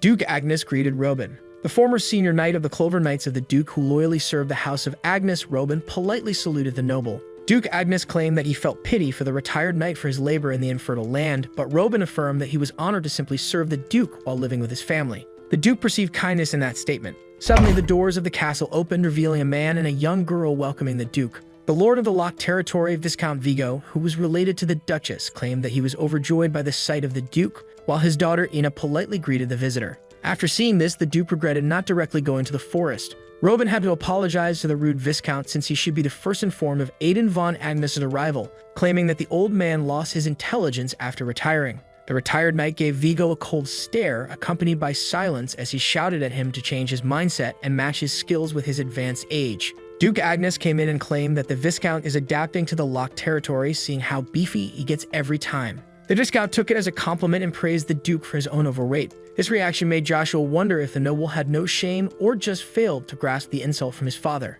Vigo was overjoyed by the presence of his relative Babel, who called him uncle and claimed that the Earl's spirit became so brilliant that even he could feel it despite not being a warrior. The Viscount then stated that Babel will soon become the new master in the duchy before asking about the young Joshua. Vigo was intrigued when Chiffin introduced him as an Earl of Agnes. The Viscount was astonished when the knight captain affirmed that he was the youngest son of the Duke. The fat noble turned to the strong one and quickly assumed that the tongue spearman was also the son of the Duchess. But Chiffin whispered in his ear to correct him. The Viscount was shocked and asked about the noble house that mothered the little mana user. But the knight captain corrected him once again, stating that Joshua came from a commoner. Vigo took a good look at the youngest Earl. Suddenly, the eyes of the fat noble darkened. The sweet-tongued noble insulted the 9-year-old by calling him an illegitimate child. Joshua looked coldly at the noble as he insulted him. Everyone felt uneasy because of the tension between Vigo and Joshua. Duke Agnes intervened and asked the Viscount if he had any crucial matters to attend to. Vigo informed the Duke of a simple meal he prepared for him and his forces, but Aidan declined, claiming that his strong knights rested plenty on the road. All of the Duke's knights stood firm when he asked them if they needed to rest. All of them declined the meal at once. Just like that, the Duke turned around to take his leave. Suddenly, the Viscount claimed that he wished to accompany them into the forest. Despite his weakness, Vigo affirmed that he was the ruler of the territory and he and his knights had to participate in the expedition. The enthusiastic forces of the Viscount also wanted to assist the Duke. Aidan von Agnes kept silent for a moment. The Duke asked about the daughter of the Viscount, stating that she would be left in the castle unguarded. But Vigo assured that the Duke could rest easy since his daughter could be helpful on their mission. Duke Agnes questioned the Viscount about his choice to bring a little girl to the lethal forest, but Anna affirmed that she wanted to enter the forest as she demonstrated her abilities. The young girl began to concentrate her power for the demonstration. Anna called upon Sylph. A small spirit appeared on the girl's shoulder. The mage of Duke Agnes was astonished by the astral presence. Viscount Vigo claimed that his daughter has recently shown potential for spiritual arts. Sages, who are like wizards but rarer, are born with the spiritual arts, and only less than 100 are present in a kingdom, even when counting the weak ones. Joshua wasn't expecting to see a sage here. The spearman noticed the young girl blushing at his older brother. Despite not remembering a sage named Anna, the girl does look familiar. Duke Agnes agreed that the Viscount could join the expedition and stated that his forces would guard the front while the Knights of the Viscount guard the back. Everyone else would stay in the middle of the Knights, which Vigo agreed to and was grateful for. Just like that, the Duke ordered them to take their leave. Aidan von Agnes was eager to have the sage Anna. The young girl kept smiling at the oldest Earl. Since they will both be part of the expedition, the second son would observe the young girl and remember her if she turned out to be useful. The young spear hero was snapped back to reality by the fat noble. With a cold look, the Viscount affirmed to the second son that he would be observing him. Meanwhile, in the Imperial Castle, the son of Avalon finished hearing a report in his throne room. The Emperor was interested in the report. To make sure, the Imperial asked the man if Joshua truly counterattacked Sir Joker after blocking his attack. Evergrande confirmed the fact to the Emperor, who asked him to give his opinion on the young boy. But the magician stated that he couldn't give a proper opinion since his way of harnessing mana differs from that of a knight. The Emperor asked his court magician about the potential of the young Agnes and to give his impression of him. The magician decided to explain the terms of the knights, which the Emperor agreed to. Evergrande decided to broach the subject of a hypothetical fight between him and Sir Valmond. With a fierce look in his eyes, the magician affirmed that the vice-captain could never defeat him. The Emperor agreed with the wizard that Valmond, who was one of the most promising in the Empire and became a battalion commander in his youth, could not defeat him. But the wizard affirmed that the Earl was a different case from the young knight, so the Emperor imagined his court magician losing to the 9-year-old. Evergrande denied, stating that he could defeat the young Earl now, but the situation might change in less than a decade. This statement put a smile on the son of Avalon's face. The Emperor wanted to ask one last question to the magician. Evergrande was asked by his master who would win if they fought each other head-to-head. The magician tried to think of an appropriate answer. Evergrande was left speechless. This reaction amused the eccentric Emperor. The Emperor found the situation so entertaining that he regretted sending the prince to meet the Earl and wanted to meet him himself. The royal snapped his fingers. A man appeared from black mist and asked if it was his master who summoned him.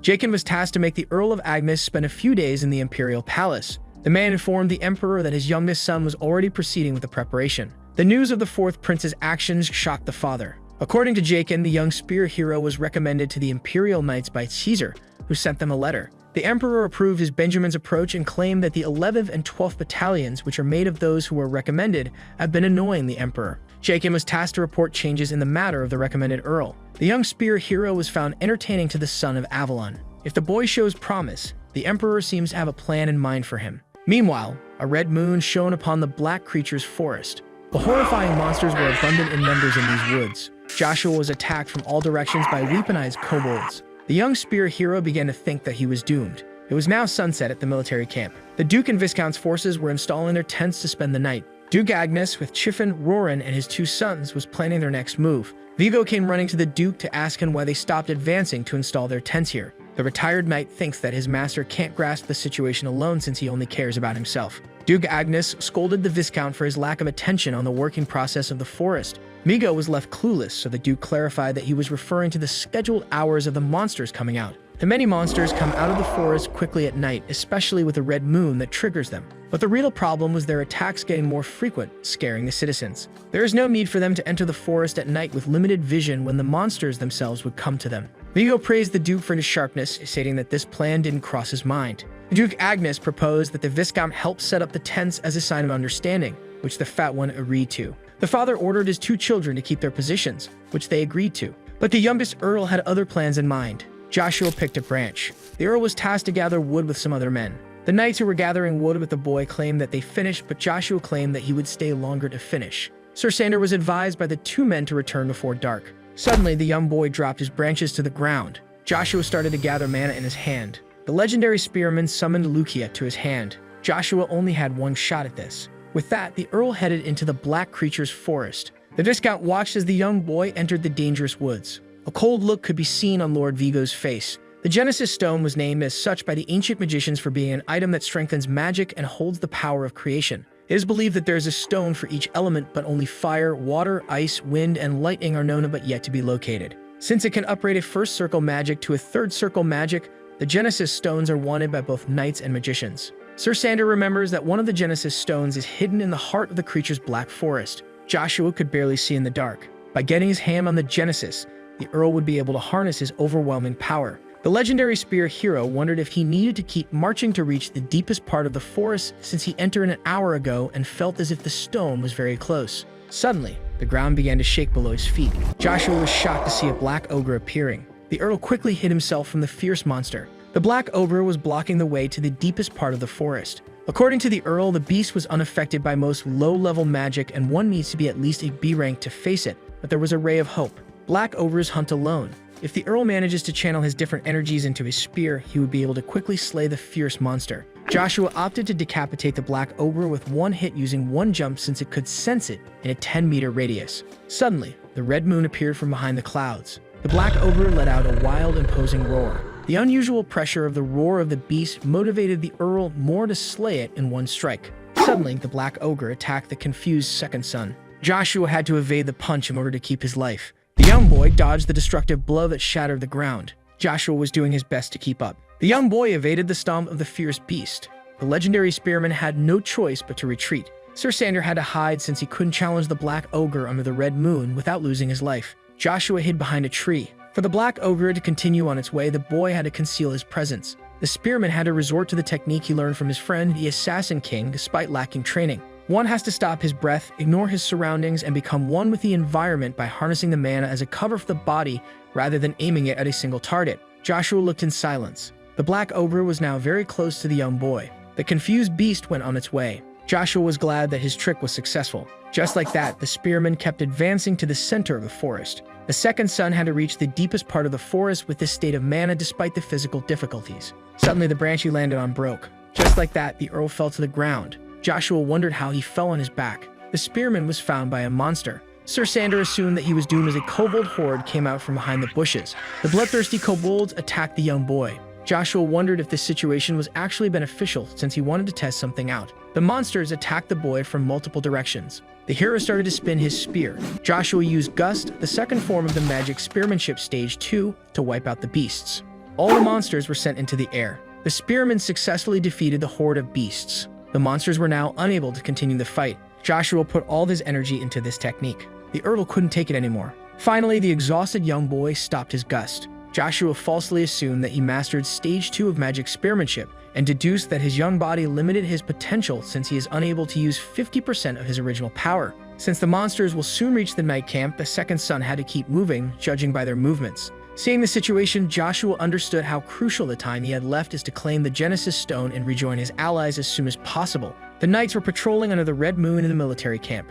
One of the guards heard a sound coming from the bushes. Suddenly, the man alerted his companions as he was being attacked by a kobold. The monsters got one of the guards, while another one signaled the rest to prepare for combat. The fight between the forces of Duke Agnes and the monsters of the Black Creature's forest had just begun. One of the kobolds was stationed behind a tree. The monster watched the battle from afar while listening to the fighting knights. The kobolds and many other monsters were waiting outside the night camp. A blade full of mana was about to clash with a regular one. The first son slashed a kobold using his powers. The second monster tried to attack the teenager from behind, but Babel easily overpowered the beast. Cain was also giving his best in this battle. The Crimson Knight lashed the kobold with ease. Babel observed as the young knight easily tore through the kobold numbers. The first son wondered about Cain's identity, since he was a C rank level or higher, and was shocked to see such a strong asset in the ranks of the Crimson Knights. Suddenly, a loud scream caught the attention of both Knight and Earl. More beasts started to assault the night camp. The warriors were scared at the sight of the next wave. The knights started to tremble at the numbers of the monsters, while one of them suggested escaping. But Chiffin claimed that he would punish any of his subordinates who left the battlefield and ordered them to form a wall. The captain of the Crimson Knights commanded his forces to prepare for combat. After hearing this, the warriors were ready for the confrontation. The beasts charged at the humans. Just like that, both sides clashed together. The Earl was slashing through the hordes of beasts. Cain was also doing his best. Chiffin decided to attack with a blade full of mana. Many of the enemy forces were defeated by the strike of the Knight Captain that shattered the ground. Something caught the man in black's attention. After seeing the incoming wave, Chiffin affirmed that the enemy numbers are much higher than predicted. This is due to the red moon that was scheduled to shine tomorrow at midnight. A black ogre appeared. Chiffin felt alarmed by the roar behind him. The knight captain was now face to face with the black ogre. The timing was miserable since Chiffin was the only knight present who was higher than B rank. Chiffin had no other choice but to try to slay the giant creature. In a flash, the weapon of the beast was a few inches away from the knight. Chiffin was sent flying into the ground by the black ogre. The worried Babel watched as the captain of the Crimson Knights was easily defeated. Babel and the others had no choice but to retreat. The first knight claimed that they would be dead if caught, while the second complained about the number of kobolds, and the third wanted to escape to the back. The knight captain didn't understand his defeat and wondered if the giant beast gained agility from the effect of the red moon. A bright armor claimed that knights shouldn't lose their formation. Chiffin was relieved to see the Duke who would take the matter into his own hands. Aiden von Agnes started to walk towards the enemy forces. A terrifying number of monsters charged at the noble. A relaxed look filled the man's eyes. The Duke easily slashed the first monster. The master was now getting serious. With one swing of his blade, his attackers were all sent into the air. The second swing was even stronger than the first.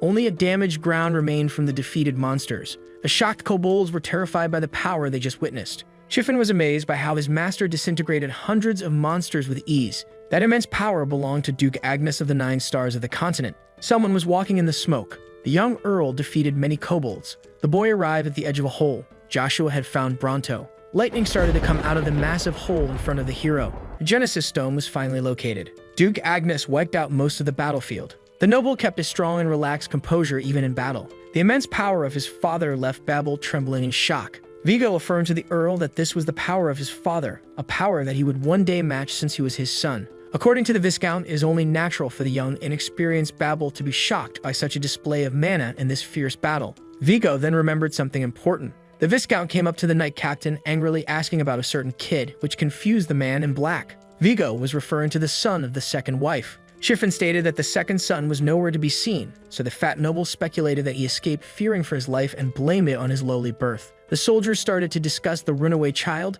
stating that he was not like his older brother and a waste of Agnes of blood. But the Duke got angry at them for losing concentration when their fights hadn't ended yet. The knights were barely able to withstand the pressure of their angry lord. Babel infused mana into his blade. The first son charged headfirst to claim glory for his house. The knights also decided to launch an attack. All were motivated to join the assault with the first Earl. Seeing this, the enemy forces had no choice but to run for their lives. This sight pleased one of the Crimson Knights, who claimed that the monsters would perish before reaching the forest. Suddenly, the running enemy forces were knocked into the air. The knights were also shocked. A large number of black ogres arrived at the scene, which startled the forces of the Duke. The giant beasts let out a huge, terrifying roar. At the sight of the black ogres, the knights had no choice but to run away. The other monsters became motivated by the presence of the beasts and restarted their attack.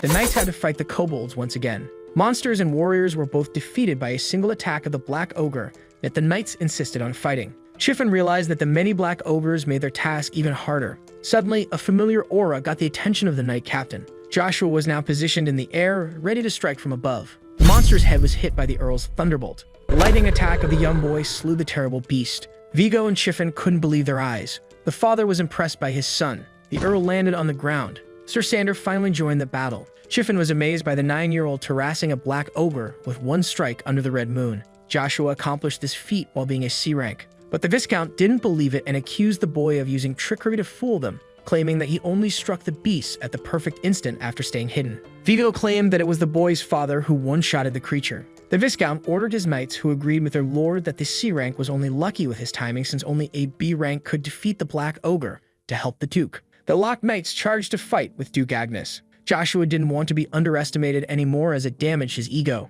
The second son decided to demonstrate his powers even if his young body couldn't endure it. If the worst happened, the father would rescue his son. The knights were getting desperate after seeing a complete horde of the strongest monsters in the black creature's forest. The knights were confused when the second son asked them to make a way or get caught in his attack. Lightning started to come out of the hero's spear. Even if he was very compatible with the Genesis Stone, the boy wasn't sure how much of the ability his body could endure. The Earl jumped over 2 black ogres. Joshua cast Thunderbolt Wind on the 2 giant beasts.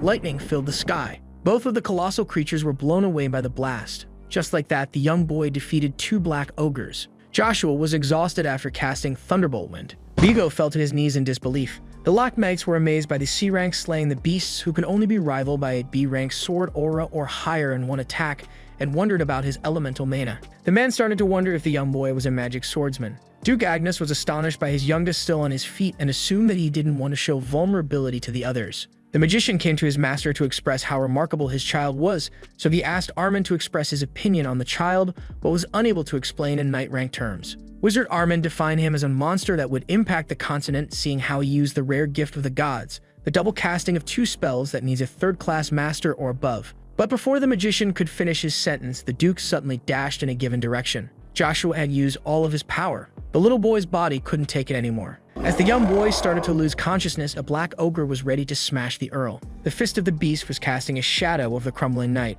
but the Duke came just in time to prevent the young boy from falling and to blow the monster into pieces. Duke Agnes successfully managed to save his youngest son. With that, the little hero peacefully succumbed to his exhaustion. The Duke vaporized the monster in less than a second. The father was able to save his child at the last moment. Joshua was happy with this protection. The boy could barely keep his eyes open. Finally, the Earl succumbed to exhaustion. Joshua opened his eyes to see a building on fire with people in it. The place in question was the mansion of Duke Agnes. This sight confused the Earl. The boy observed the chaos and wondered if it was just his imagination. This scene was far too realistic for the boy to be a mere dream. A figure with a giant sword was walking out in the flames. Seeing the sword in his hand, the people assumed that this was Aiden von Agnes. The mysterious figure turned out to be the first Earl. Joshua wondered why he was witnessing the fall of the Agnes that would happen around a decade from present times. The Earl was confused by this vision. Joshua then concluded that he was having a precognitive dream caused by the Genesis Stone. It's highly possible that the power of the Bronto caused this dream, proving that even the wizards of the Grand Tower of Magic failed to fully grasp the power of the Genesis Stones.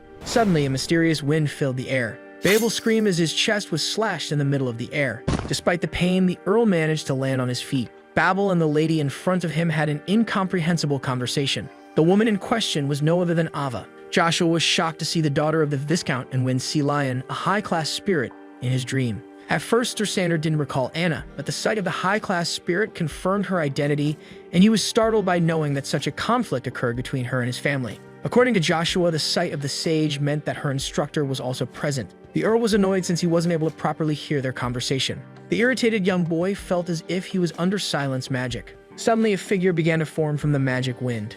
The mystery man was talking to the older Babel. Even if Sir Sander couldn't properly see or hear the figure, he was sure of its identity. Suddenly, the image of Babel asked the man to stop talking. The matured first Earl stated that his house wouldn't be beaten by a mere mixed organization. The mystery figure seemed to have responded to the older brother. When Sea Lion then charged at the matured Babel with his claws. The first Earl was slashed by the astral beast. Just like that, Babel was defeated by Ava and her teacher. The magic wind around the mystery man began to disappear. The face of Ava's teacher was finally revealed. Joshua was angered by the mystery man that he recognized.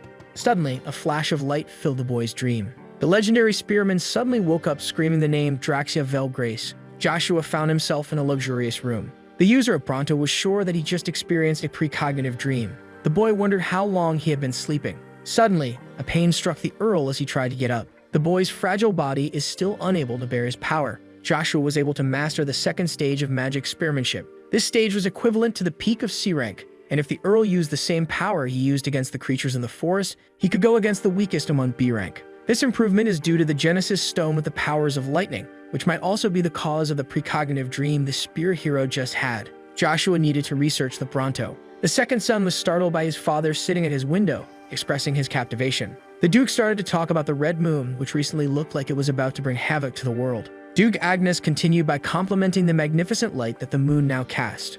Joshua agreed with his father. The Duke explained to his Earl that they would be going to the academy after returning to the Agnes Duchy. Aiden reminded the young boy that he must conceal his identity by pretending to be the only child of the dethroned Frederick Viscounty. The Earl of Agnes should pass himself for someone who is desperate to restore his Viscounty to its former glory. Joshua agreed to these conditions. The young boy decided to embrace his fake identity in order to keep himself from drawing attention and wanted to focus on restoring his past prime. But the Duke had more to talk about. The Duke was unsure if his child was somnambulating, but he did mention a name that caught his attention. Aiden von Agnes asked Sir Sanders about the cursed name of Draxia Velgrace. The Earl thought very well of the best answer to give. A silence between father and son filled the room, but the Duke decided to drop the subject. Duke Agnes stated that Joshua should focus on resting well since they would be heading to their mansion tomorrow. The boy didn't utter a word to respond. The late moonlight shone upon the locked castle. The captain of the Crimson Knights was asked if the Duchess was aware of the matter inside the secret room of the locked castle. Chiffon confirmed to the Viscount that Lady Vanessa was well informed, which intrigued him since she didn't act to protect her son's status as the Duke's successor.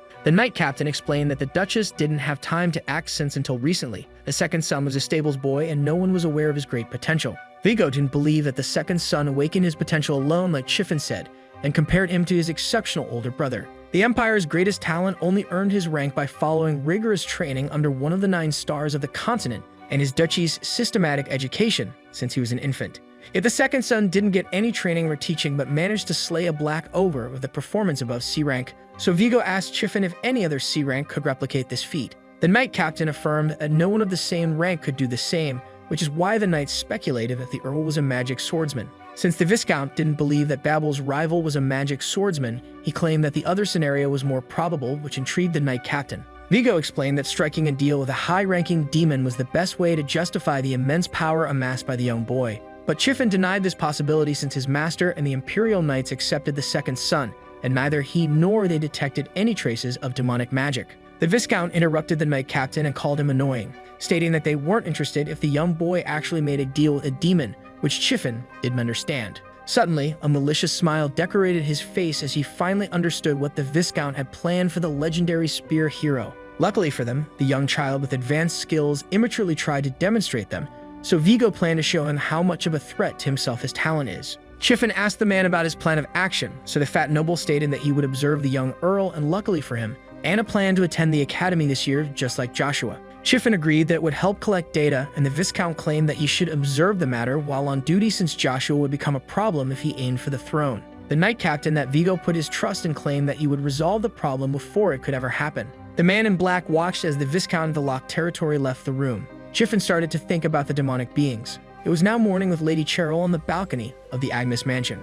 Coxkin rushing to the intrigued little girl with an important message. The Count informed his mistress that the second son finished his mission in the Black Creature's forest and would be returning home today, with a huge feast waiting for him and the others. Lady Cheryl was indifferent to this news. The Count was shocked to see the girl not excited when he expected her to be overjoyed. But his mistress was confused since he was never pleased by the sight of Joshua. Cox, who once saw the boy as the child of a concubine, now saw him as the youngest Manning user ever on the continent and claimed that Fonte didn't benefit much from money and name. Lady Cheryl asked the vassal what was on his mind, so he asked her if she was aware of the reason behind their presence in the Agnes Duchy. The girl was partially sure that it was related to the mercenary king who is allied with the House of Cromwell, which explains why her father gave her hand to the first Earl Agnes. Bavarian, the mercenary king, was the very first commoner sword master to reach the level of a rank and an important figure who was at the zenith of axemanship. The man who united all the mercenaries who had no attachments was the mercenary king, part of the 12 superhumans who could compete for a position among the 9 stars anytime they wanted. The issue was Bavarian secretly siding the Count Cromwell,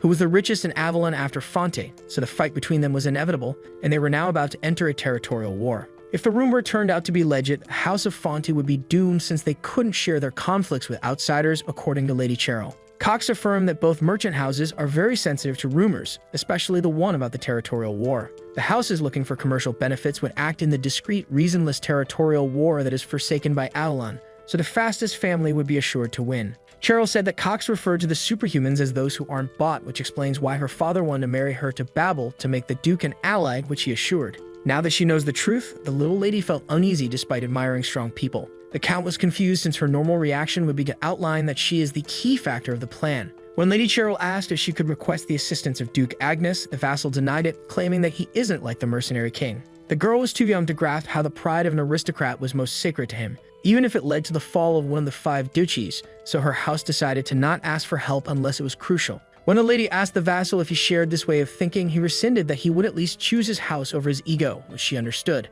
Cox confessed that he didn't want to see the little girls sacrificed for the sake of their dukedom, and knew that despite acting indifferent, her heart didn't belong to the first Earl. But as the vassal, he couldn't ignore their problems but wished for the lady to have an honest interaction with Joshua since she behaved differently around him compared to his older brother. These words touched the heart of the young lady. Cox apologized since he just wanted Joshua on their side and asked Cheryl to ignore it, but she requested a meal with him at the perfect time since they would reunite before she left. The Count was overjoyed and happily agreed to his mistress's request. With that, Cox took his leave, affirming that he would soon return with joyful news, so the lady thanked him for his efforts. Lady Cheryl sighed after the man left. The young noble wondered if everything would turn out fine. That night, many fireworks filled the night sky of the Agnes Duchy. The Crimson Knights finally came back from the Locklands, and on that occasion, the first feast in a long time was prepared at the Agnes mansion. Joshua walked past a bunch of knights praising his feats. Cain asked his lord, who was the center of attention, if he was allowed to ditch the festivities. The boy emphasized the word lord, claiming that one would make a great deal of it upon hearing this.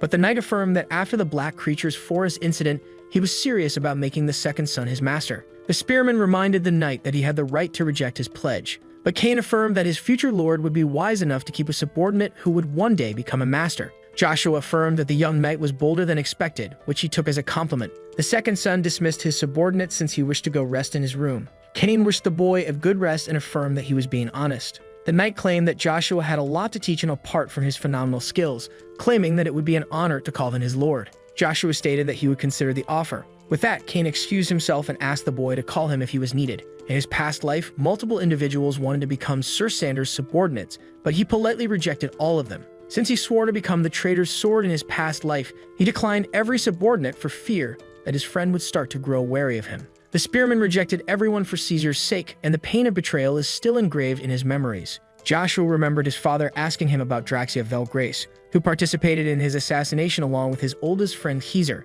The Earl was suddenly snapped back to reality by someone calling upon him. The old man asked if he should call a medic for the young master if he felt sick, but he declined and asked the man to continue on his way. Joshua was informed by the old man of a meal prepared for him where everyone was waiting for his arrival, but he informed the man that he previously declined so that he could rest in his room. The old man affirmed that this dinner, where Lady Lucia would be present, was prepared by Lady Vanessa and wasn't part of the feast. Upon hearing this, a fierce look filled the second son's eyes. The young boy suddenly opened the door. Chiffon, alongside the boy's mother and stepmother, were waiting for his arrival. Lady Lucia was overjoyed by the presence of her son. The legendary spear hero was also happy to see his mother. Lady Vanessa told her husband's son to enter and stated that it would be their first time seeing each other. Chiffon claimed that the Earl should behave properly in front of Lady Vanessa, but something seemed to have caught his attention. Joshua's eyes were filled with fierce hate and anger. The captain of the Crimson Knights felt alarmed after receiving such a gaze. Lucia stated that her child should properly salute the Duchess. Joshua introduced himself as part of House Agnes.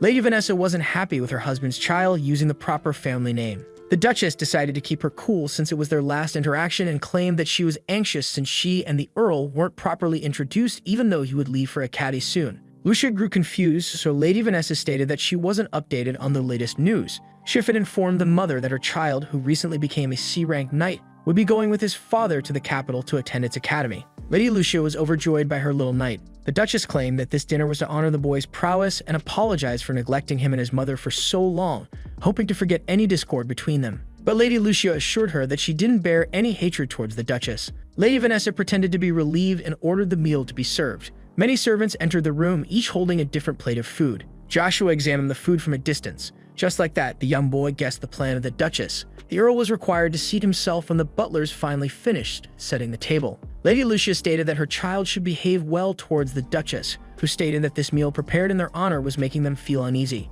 But Joshua's mother denied it, which relieved the Duchess, who feared that she was despised by the woman. Lady Vanessa claimed that she wished to form a bond with Lucia and her son. Joshua's mother thanked Babel's mother for the great meal in front of them. After that, the lady wished both of them a good appetite. Lucia happily started to cut off a piece of her steak. The woman was about to ingest the food of the Duchess. An evil smile was put on Lady Vanessa's face as she saw Lady Lucia about to taste the food. Suddenly, Joshua got up to ask the Duchess for forgiveness. Joshua apologized to his supposed aunt for not properly saluting her earlier despite her showing great affection to him and his mother. The Duchess claimed that there was no need for the apology and wished for the Earl to keep enjoying his dinner. Joshua stated that he could only accept such kindness once, even if the Duchess prepared the dinner in their honor, which confused his mother. The Earl affirmed to Lady Lucia that Lady Vanessa was showing too much affection to the point where most of the plates were on their side of the table. The hero's mother finally understood the point of her young child. As he thought of how he came across death countless times, Sir Sander claimed that he would like all of them to enjoy the delicacies together one last time before he heads to the capital. Death by poison was a fate that Joshua faced many times, so he could tell that their meal was poisoned and was certain of the use of ponderosa, a crafty poisonous pine hard to trace. The young boy claimed that they should all be enjoying their first dinner together. But the Duchess used her diet as an excuse and claimed that she just wanted to take care of him and his mother. The boy stated that his aunt didn't need to follow a strict diet since she was already an icon of beauty, so she thanked him for the compliment. Lady Vanessa suspected that the boy who concealed his abilities for a long time knew about the poisonous pine and would one day become the center of attention. Seeing how she was hesitant, the boy asked if the meal was poisoned as a supposed joke. This triggered Chiffon, who started to yell at the second son for making such an insolent pleasantry in front of Lady Vanessa. With hate in his eyes, the Earl affirmed that only the knight captain showed insolence towards him, the son of the Duke. Chiffin thought of the bloodthirsty gaze the Earl gave him ever since he entered the room and was astonished to see a C-rank harnessing such a thirst for blood. The young boy addressed his father's wife, and based on the reaction of the Knight Captain, he asked her if his meal and his mother's were truly poisoned. Lady Vanessa was upset by the boy discovering her plan. Chiffin drew his weapon, claiming that he had to act against the boy despite being the son of the Duke, stating that according to the imperial laws, insulting an aristocrat is punishable by death. As he summoned Lucia, the second son pointed out the audacity of the Knight Captain to point his weapon at him. With a fierce look, the Earl affirmed that he wouldn't forgive the poisonous pine in their food. Chiffin noticed that the boy's aura was closer to a B rank than a C rank, and on top of his astonishing growth, he possessed a magical weapon with spatial magic in it. The Knight Captain couldn't back down after unleashing his blade and decided to eliminate Joshua since no one knew how strong he would truly become. Suddenly, their fight was interrupted by a loud voice asking about the situation in the dining room. Someone was reading a book. It was the fourth prince sitting on a bench near a peaceful fountain. The magician of the court appeared in front of the future traitor and politely greeted him, so the prince asked about the reason behind his presence. Evergrant pulled out a letter coming from the house of Agnes. Keeter stated that Joshua made up his mind and asked the wizard if he read the letter, but the man denied it out of politeness and rushed it to the prince as soon as it was delivered. As he opened the letter, the prince started to smile with innocence and asked the magician if he thought that the Agnes Earl accepted his proposition. Evergrant was sure that Joshua accepted since all the knights in Avalon aimed to become one of the royal knights, and it would be stupidity to decline. The fourth prince started to read the response of the second son. Keezer suddenly began to giggle. The court magician was surprised to see the youngest prince suddenly laughing like a maniac. The future traitor started to tear up the paper out of anger. Keezer was astonished by the Earl's response. Finally, the prince revealed his true colors. Chiffin was greatly afraid of the young Earl's growth and decided to eliminate him now before he became a menace. Suddenly, the fight was interrupted by the Duke barging into the room. The noble, with his immense presence, demanded to know the meaning of this fight. The captain of the Crimson Knights was embarrassed and lacked the words to explain. His first wife explained that she invited her husband's second son and his mother to dine with her before they left the duchy, insisting on the word capital where he would go with them. Upon hearing this, the Duke kept quiet and thought for a short moment. He then looked at Licia and her son. Duke Agnes then looked at the poisonous plate meant for them. He then asked his subordinate if he intended to keep his sword up in his presence. Chiffin immediately sheathed his sword. Joshua also teleported his spear away. The Duke then advised his son to go get some sleep as their day would start early tomorrow, so Joshua took his mother with him. And with that, the Spear Knight and Lady Licia exited the tense room. Lady Vanessa expressed how displeased she was with her husband's sudden show of affection towards his second son. The Duke asked the Duchess if she hated him, which she confirmed. So he asked her why and wondered if it had to do with his youngest prodigy. Lady Vanessa suddenly snapped and was disgusted by Joshua being mentioned in front of her and accused her husband of neglecting her, as the duchy always came first in his life. She stated that she didn't want to argue any further since she had royal blood and was forced to marry someone she didn't love. But Lady Vanessa assured the Duke that he would hear from her if Babel was harmed since she loved him more than anything, just like her husband loved his duchy. Yet he interrupted the Duchess when she called him disrespectful despite being the most powerful aristocrat in Avalon. The noble accused her of being the disrespectful one for committing such an atrocious act with a smirk on his face. Chiffin and his mistress began to panic. With a menacing glare, the man affirmed that he was aware of the assassination attempt, which shocked both of them. Chiffin was now certain that his master knew about their scheme all along. Joshua entered his room thinking that his father must be sad. His worried mother was confused since her son didn't warn her about Lady Vanessa, and when confronted about it, the boy lacked the words. Joshua was still making Lady Licia worry even after his rebirth. Suddenly, Cain knocked on the door. The Earl was shocked when the knight asked him about his dinner with the Duchess. Cain stated that it was the butler who informed him of his young master's meal with his father's wife, which shocked Joshua since the butler was also implicated in his assassination attempt, realizing how big Lady Vanessa's influence was inside the duchy. Cain claimed that it was a good choice to send the Earl to Acadie, where he could sharpen his skills safely at the academy and where the knight could learn more from the second son. He also claimed that he had a request for the Spear Knight. Sir Cain then got on one knee, stating that he meant every word he spoke earlier and asked the young Earl for the right to work for him. Hearing this, Joshua asked him if he knew about his goals since he needed to make sure, even if he needed powerful subordinates to help him reach his purpose. Walking Joshua's path meant dealing with lots of deaths and being criticized by everyone, so Cain had to think carefully. With that said, Joshua asked the knight if he still wanted to be his subordinate. Cain claimed that a true knight would follow his master until the end, no matter how dark and bloody his way is. And with that, he offered his sword to Earl Joshua, being certain to use his one chance to beg the youngest Agnes to make him his first subordinate. This made the young boy smile sincerely, so he gladly took the sword from Cain's hand to make him his knight. The next day, Duke Agnes and his child exited the duchy under the swords with honor. The worried father asked his youngest if he would be fine, which he confirmed. Even if Joshua must look like a fallen noble, having one knight would make things difficult for him. But he reminded his father of his past as a stable boy, reassuring him that Cain was indeed enough. The father was then convinced and asked his son to follow him. But just before Armstrong could send them off, Duke Agnes and his son were stopped by Lady Cheryl. The daughter of Fonte apologized for her sudden interruption but stated that it would be improper of her not to properly send them off to the capital. Lady Cheryl didn't show up when Count Fonsel and his daughter left the duchy, so the Duke assumed that she felt unwell. She politely apologized for making him worry. The Duke was shocked by such a ladylike display from the boyish Cheryl and expressed how much he liked the old her since he didn't have a daughter himself. But Cox was shocked when the lady proposed to return to her old ways. The Duke laughed after seeing the true Lady Fonte and asked her if she would like to come to the capital with them where her father is, but she declined as she promised to visit Cox's family. But the Count stated that she didn't have to, but Lady Cheryl was determined to since she promised Anna, the Fonte's business partner. She then lifted her skirt and took a few steps forward. Lady Cheryl wanted to talk to Earl Joshua in private. The annoying spear knight wondered what the little brat wanted to talk about, but she actually had a gift for him. The little girl offered him her family token and asked him to visit the Fonte house once in the capital. Seeing this, Count Cox panicked, knowing well what this gift meant. But Joshua was confused, so the red-haired girl explained that he should consider it an invitation to the Fonte duchy. He then heard some knights babbling about how Lady Cheryl was giving her family token to the past stable boy, so one of them speculated that she liked him. They also discussed how she was supposedly in love with Babel, but nothing serious, and considered her token a love declaration that no knight could refuse. Joshua was in a tough spot in front of those knights who highly valued a lady, which would destroy his reputation and make it hard to stay hidden while trying to recover his prime. But then the Earl noticed Lady Fonte crying, fearing that he might humiliate her, while she tried to make up for her rudeness. Joshua decided to accept the gift and snatch the token from the red-haired girl's hand. He wanted to go immediately as the road ahead was long. The Duke asked Lady Cheryl if he was also invited to her house, which she cheerfully confirmed, so he decided to bring a drink from the Heart Kingdom for her alcohol-enthusiastic father.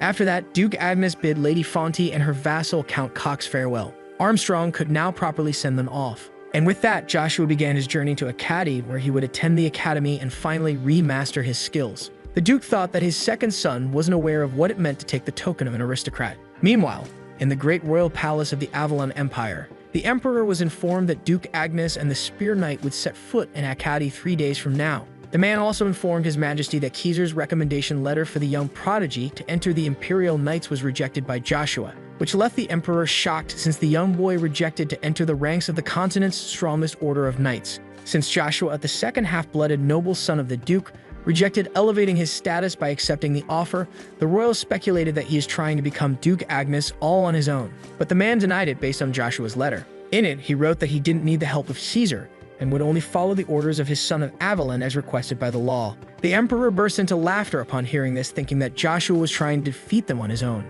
The crazy man was excited to see Joshua trying to beat the Imperial Knights, the pride of Avalon. 4 days passed since then, and our heroes have arrived at the capital's Agnes Duchy employee residence that the Duke prepared for them to stay. The modest Lady Licia was impressed and asked if she and her son would really reside in such an amazing residence. Cain stated that this place remained the same from his younger years in the capital when he visited it with Duke Agnes. Joshua was shocked since the knight had to be close with the Duke to visit such a place since he was only a warrior with great skill. He assumed that he never heard of the talented Cain in his first life because he fell with the Agnes Duchy or failed to succeed and decided to make him a great knight as a reward for his loyalty. The Crimson Knight then laughed it off, stating that he only visited once when the Duke tested his skills since this place was well hidden, unlike the rest of the well-observed Agnes residences. Joshua thought of how he could sharpen his skills in such a concealed place while he and his mother rushed to see the inside. But the residence wasn't completely secure as it was isolated from the other houses, and all the other residents would be maids under his mother without counting Cain. Joshua had to take other measures since he would sometimes be absent to guard his mother, and Cain alone would be unable to assure her safety.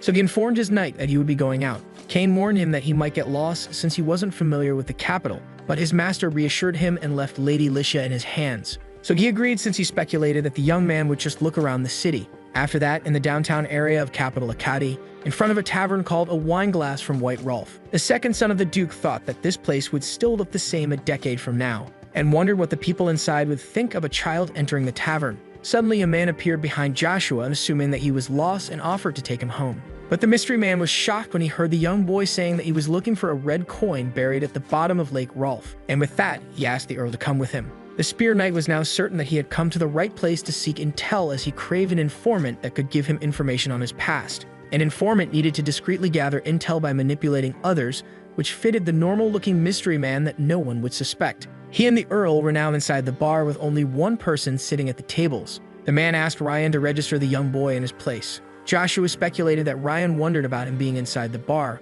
but he heard beginner informants followed orders blindly, which explains why they are the best information business there is. The mystery man then got closer to a peephole, signaling his presence. A man then opened the door for him and their young guest. And just as he closed the door, the mystery man reached for a hidden trap door on the floor. Joshua was appeased by such an amazing security level, and since trust was the core of the informant's business, he wouldn't be able to bribe them to get some intel. The mystery man then asked our hero to be careful as the stairs were dark. Joshua followed him in silence while looking around. They then arrived at a door guarded by a man. The man then stood up as a sign of respect while the informant told him that Joshua was a client, and with that he opened the door for them. It seemed that the mystery man was a high-ranking informant as people had been treating him with deep respect along their way. Joshua was getting tired of the many doors, but the mystery man informed him that they had arrived. He then asked the young boy to head to room 3 and to seat himself. Joshua looked at the hole through the wall thinking that intel must pass through here. The mystery man then asked the boy what type of information he was looking for. The Spear Knight then asked the mystery man if they sold information and if they lacked informants since the branch manager welcomed him at the door.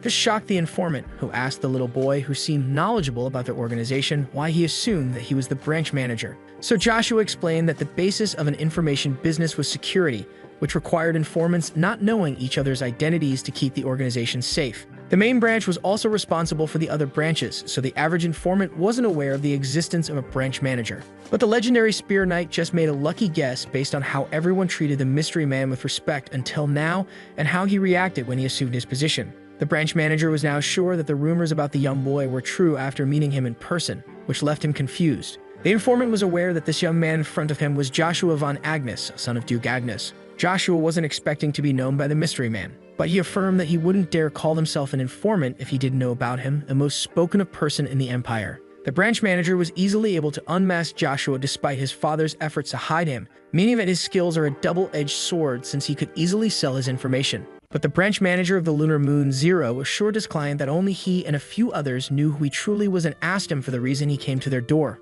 Normally, Joshua would only be able to obtain rank 3 intel since he was in room 3, but Zero decided to make an exception this time and provide him with first-rank information, which confused the Earl since the informant was doing a stranger such a favor. But the branch manager asked him to see it as an investment for the future. But the Spear Knight wasn't convinced, thinking that Zero would ask for something just as precious as the intel he asked for. He then shocked the informant by mentioning the rank 0 information, and before the man could ask, the child shushed him by stating that their organization doesn't seek intel from its clients. Zero then apologized for his rudeness and went straight to business with the genius child who wanted to know more about Count Orba's family heirloom's location. Since most of the Orba's belongings were lost in the black market, the branch manager began to visualize the whole operation, but Joshua wanted a precise date and time. So Zero affirmed that they only needed a week and asked if there was anything else he wished to know. Joshua was unsure if his identity would be revealed immediately, and if someone ever discovered that he looks into others' privacy, he would be in a tough situation. But if he could successfully distract the others, Joshua would be able to achieve both goals at once.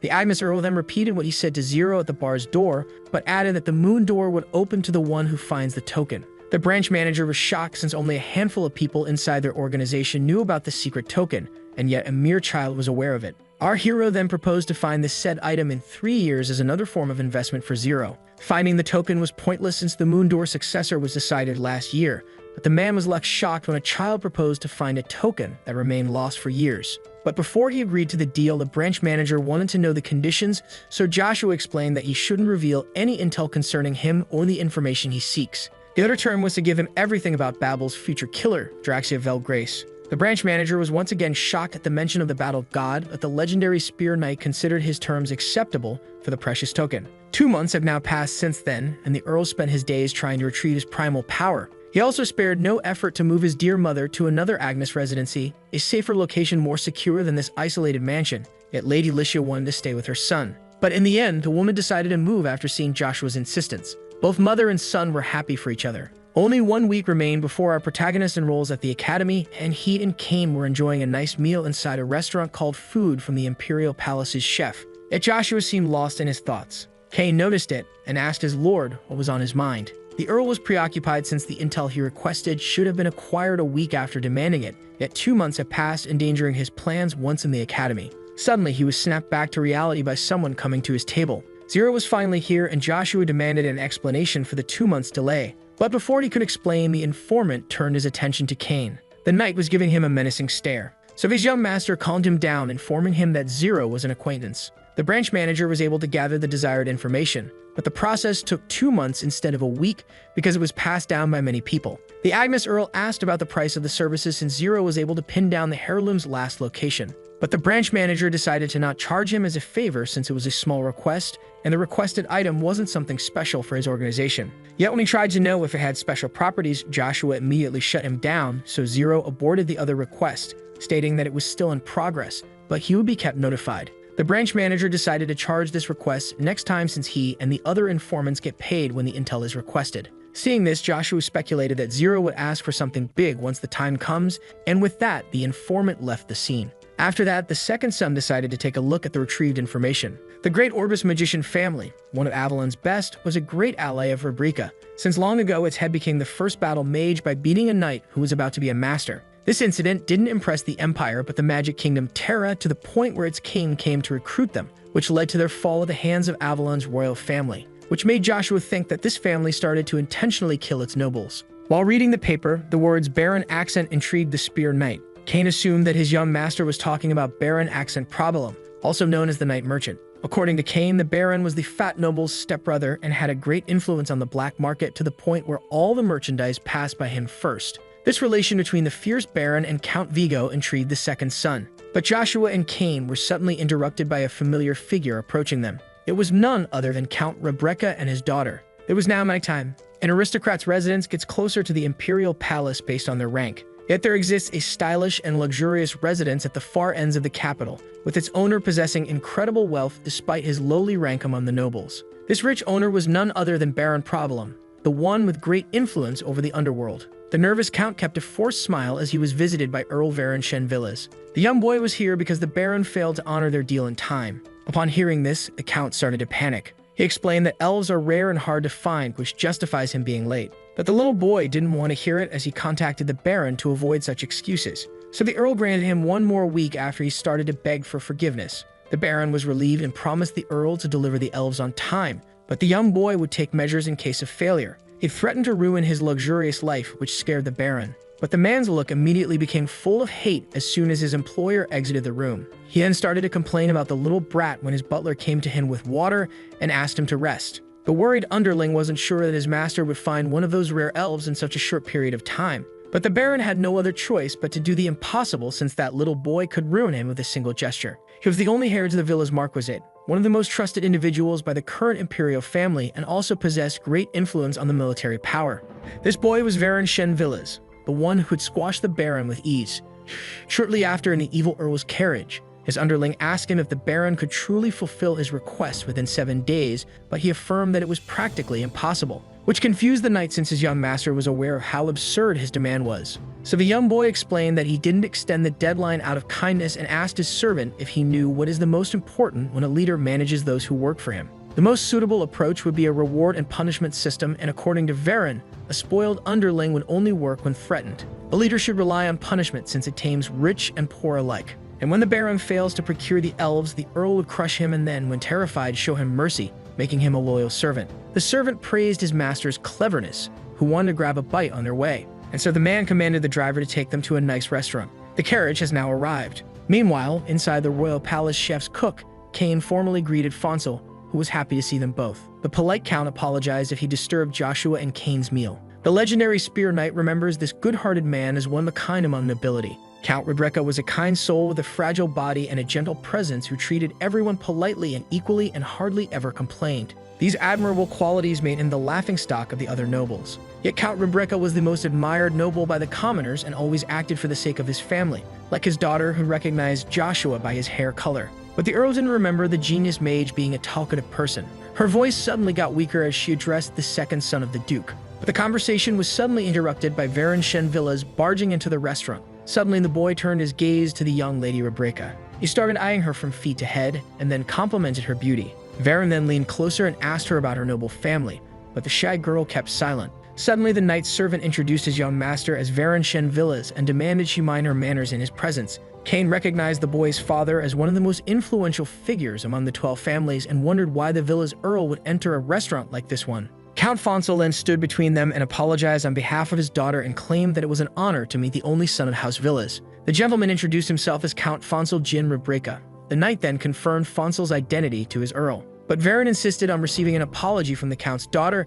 and claimed that her father failed to raise her properly. The boy then got offended and kept demanding an apology from the girl. Cain realized that only Count Rebreka should be offended since a brat was using his name to look superior while forcing his daughter to show her respect in a casual meeting. Varen then pushed Count Fonsel aside and kept yelling at the shy girl. But when she tried to explain herself, the villa's earl kept screaming, commanding her to properly greet him. Suddenly, Joshua began to mock the angry boy. Our hero claimed that Marquis Villas must be worried since his only heir was an impulsive brat. Varen became even angrier upon hearing this insult. The knight then drew his sword, claiming that the boy's disrespect was punishable by death before asking about his identity. So the spear knight stated that the knight must know what it means to draw his sword in someone's face. Threats filled his eyes as he claimed that the swordsman would surely face the consequences of drawing his sword. The knight was starting to get scared as a terrifying aura filled the sky. He then realized that this menacing atmosphere was emitting from the young boy in front of him. The knight was paralyzed with fear when his master asked him to punish the big mouth in front of them. After that, Joshua van Agnes introduced himself under the new identity of Asher van Frederick.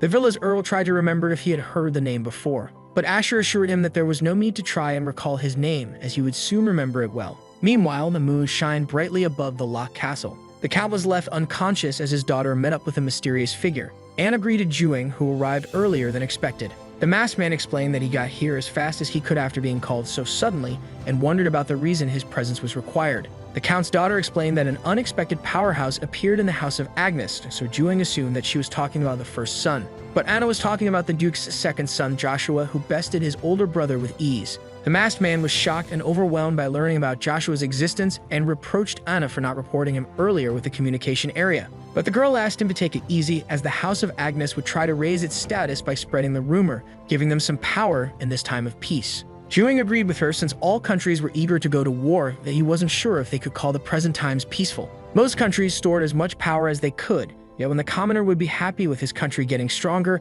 its ruler only thought of war as he needed to exercise his power. According to Anna, no country would enter or start the fight if it was sure to lose, so they could only rely on information, making intel a precious resource to prevent war. Juing finally understood the little girl's point and stated that the existence of Joshua would put them at a disadvantage since one miscalculated step would let all their preparation go to waste. But she claimed to have a plan involving her entering Akkadi's academy, which confused the masked man who grew worried about the Agnes Duchy. But Annabelle Grace reassured him, swearing on her name that everything would be alright. The count's daughter was determined to make the prodigy her ally. Back in the restaurant, Varen assumed that Asher van Frederick was a countryside noble since he never heard of such a house. Yet the spear knight didn't want to answer. Varen was enraged by the boy's boldness and decided to punish him for it. And so the villa's earl commanded Asher to beg for his life so he might spare it. But Joshua didn't take the brat seriously. Enraged, Varen asked his mate Muka to take down the insolent boy and restore his honor. Muka, who decided to end it in one hit, had no choice but to obey, and although frightened by the boy's murderous aura, he saw nothing but a child and found it a waste to let him die this young. But Joshua channeled his mana through his fists and blocked the knight's sword. Both master and servant were stunned by the young mana user. Asher then counterattacked by punching the knight in the guts. Muka grunted in pain, and finally couldn't bear it as he fell to his knees. Varen was terrified to see his B-rank knight falling to a mana user with his bare fists, and to add insult to injury, the mana user was just a young boy. Joshua then turned his gaze to the villa's earl and claimed that a spoiled brat like him would only learn his lesson through physical force. Varen then asked the boy who he truly was, but he kept insisting on the name Asher van Frederick. So the young brat started to babble about the Frederick family being nobodies and how he is the Earl of the House of Villas, one of the 12 families. But then Joshua silenced him with a punch in the face, sending him flying across the room.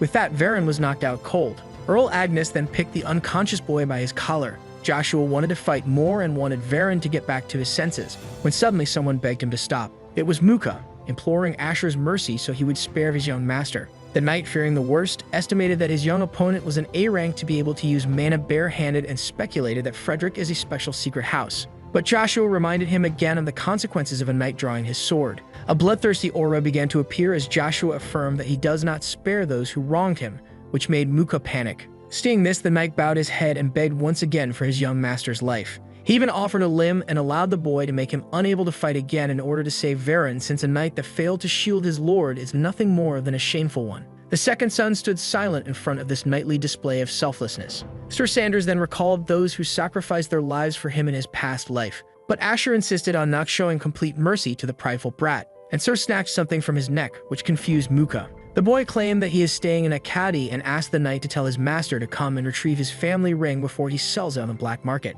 Cain was impressed by his young master's actions, but Joshua asked him to not pick up his bad habits. Both walked away as they continued to argue while Count Fonsel was left impressed. Iceland seemed to have something to say. She then politely excused herself with a nod before leaving her father to catch the Earl. Count Rebecca then turned his gaze to the defeated Muka and his knockdown master. The polite man offered to take the knight to the nearest doctor. A statue stood in the light. Two men were praying in front of the statue, but their prayers were interrupted by a sudden scream. It was none other than Varen after finding out that the one known as Asher had disfigured him. The angry Earl commanded Muka to bring him the boy, but the powerless one denied. So he started to kick and insult his loyal servant. Varen claimed that he would punish Muka for his incompetence once they returned home. He then ordered the knight to go back to their house and gather everything he could about the House of Fredericks, since he decided to slaughter Asher's family in front of him. But Muka denied it since there was no apparent reason to commit such an act. Yet Varen assumed that his actions would be justified since Asher insulted him, the only son of Marcus Villas. According to the knight, no one would believe that they were assaulted by a mere child,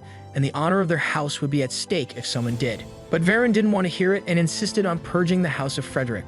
So Muka had to raise his voice to make the boy silent. He explained that a noble's honor is just as important as their name, which makes it more important than the noble's life. Both master and servant would be punished if Marcus Villas ever heard about their mischievous deeds. But Varen wanted to go with his natural procedure and covered his tracks before the news of his crimes reached his father. Then he accused his knight of fearing Count Fonsel Rebreka.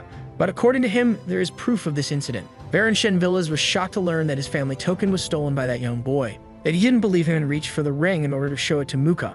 Varen began to panic when he realized that his dawn ring was taken. Muka then informed his master of Asher's conditions, thinking of how humiliating it is for them that the family token was stolen by force. He then advised his earl to analyze the situation clearly before acting, since he feared someone like Joshua becoming their enemy. But Varen found it insulting to go himself and humbly apologized to his aggressor. So Muka proposed to send someone on behalf of the young master in order to retrieve the ring, which intrigued the young kid. Meanwhile, Joshua and Cain were discussing how Varen would show up for the family token since he was too proud to come himself. Joshua speculated that the boy would probably send a trustworthy substitute, which intrigued Cain. According to a rumor that the second son heard, Varen Shen Villas would be the true lord of the underworld in the capital, while Count Provolum is his little puppet. Cain was impressed by his young master since he assumed that he punched the Villas Earl out of emotion, but he did it in fact for a well-thought purpose. Joshua would surely become a great person that even exceeds Cain's high expectations. Suddenly, someone interrupted their conversation. It was Lady Iceland who came to thank Joshua for defending her.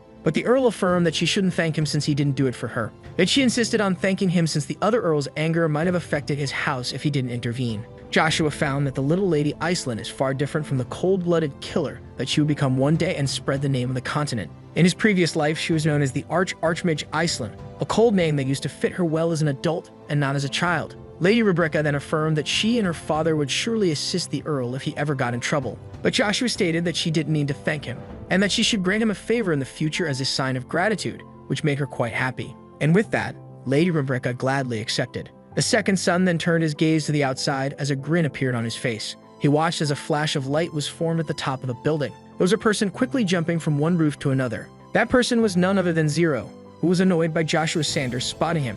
Zero, who was proud of his stealth, had to change his plans since the information he got on the boy, who he assumed discovered their organization by mistake from a certain someone, was true. But if a spear knight was really aware of them, the branch manager wondered what would his master's next move be. The Baron was now in front of the said restaurant. He stood there in silence, preparing for his meeting. The bald man stumbled upon Count Fonsel Rebreka, who was suffering from back pain after moving Varen to the nearest doctor along with his daughter. Joshua was patiently waiting inside. The young boy expected Baron Accent Probalum to be the substitute. He then politely greeted the young Frederick, while hiding his astonishment at him being a small child. Cain was also surprised to see the lowest Baron Probalum, who had more power than the others who shared the same title as him, formally greeting the countryside noble. The bald aristocrat then introduced himself as the substitute of the villa's Earl and politely asked Asher to give back the family token to its rightful owners. But the boy insisted on melting the ring unless Varen Shen Villas himself came to retrieve it. The Baron was starting to get frustrated and asked for a bargain since the Marquis's son was still unconscious.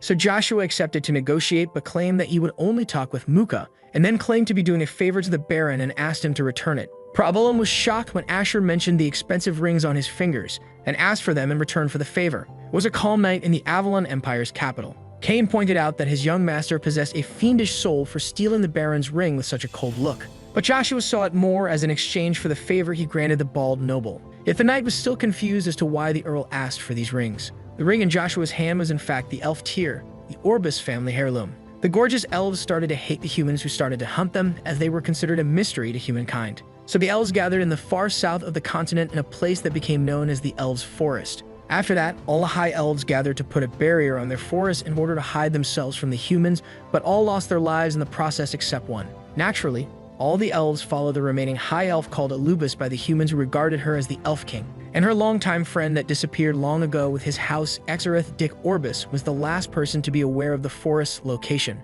Joshua thinks that someone must have secretly killed him while trying to gather intel on the Elves' Forest. And the fact that the location of the Elves' Forest is still unknown to this day means that Exareth Dick Orbis stayed loyal to his friend until the end. The Elf King went to the continent herself to confirm the death of her dear friend. She found the last child of her loyal companion as a servant of other aristocrats. The sorry Elf King grabbed the girl's hand tightly and started to cry while the ring on the girl's hand began to absorb the elf tears. And so the artifact called Elf Tears saw the light, yet the last Orbis tragically died of sickness shortly after. Fate has been cruel to the Orbis family, yet it is said that their heirloom possessed hidden powers. But while lost in his thoughts, Joshua arrived home with Cain. The second son stood there and thought for a while, but the Lord had a service to ask from his maid servant. This favor would benefit them both since Joshua wanted strong subordinates to rely on that won't become a burden for him. Joshua wanted Cain to return to the Agnes Duchy after he enrolls in the academy. Yet the young man had his doubts since becoming Lady Licia's escort would put his young master in a tough spot. Being a rural noble with no escort would make him a mockery, and Joshua would probably get into trouble with his temper.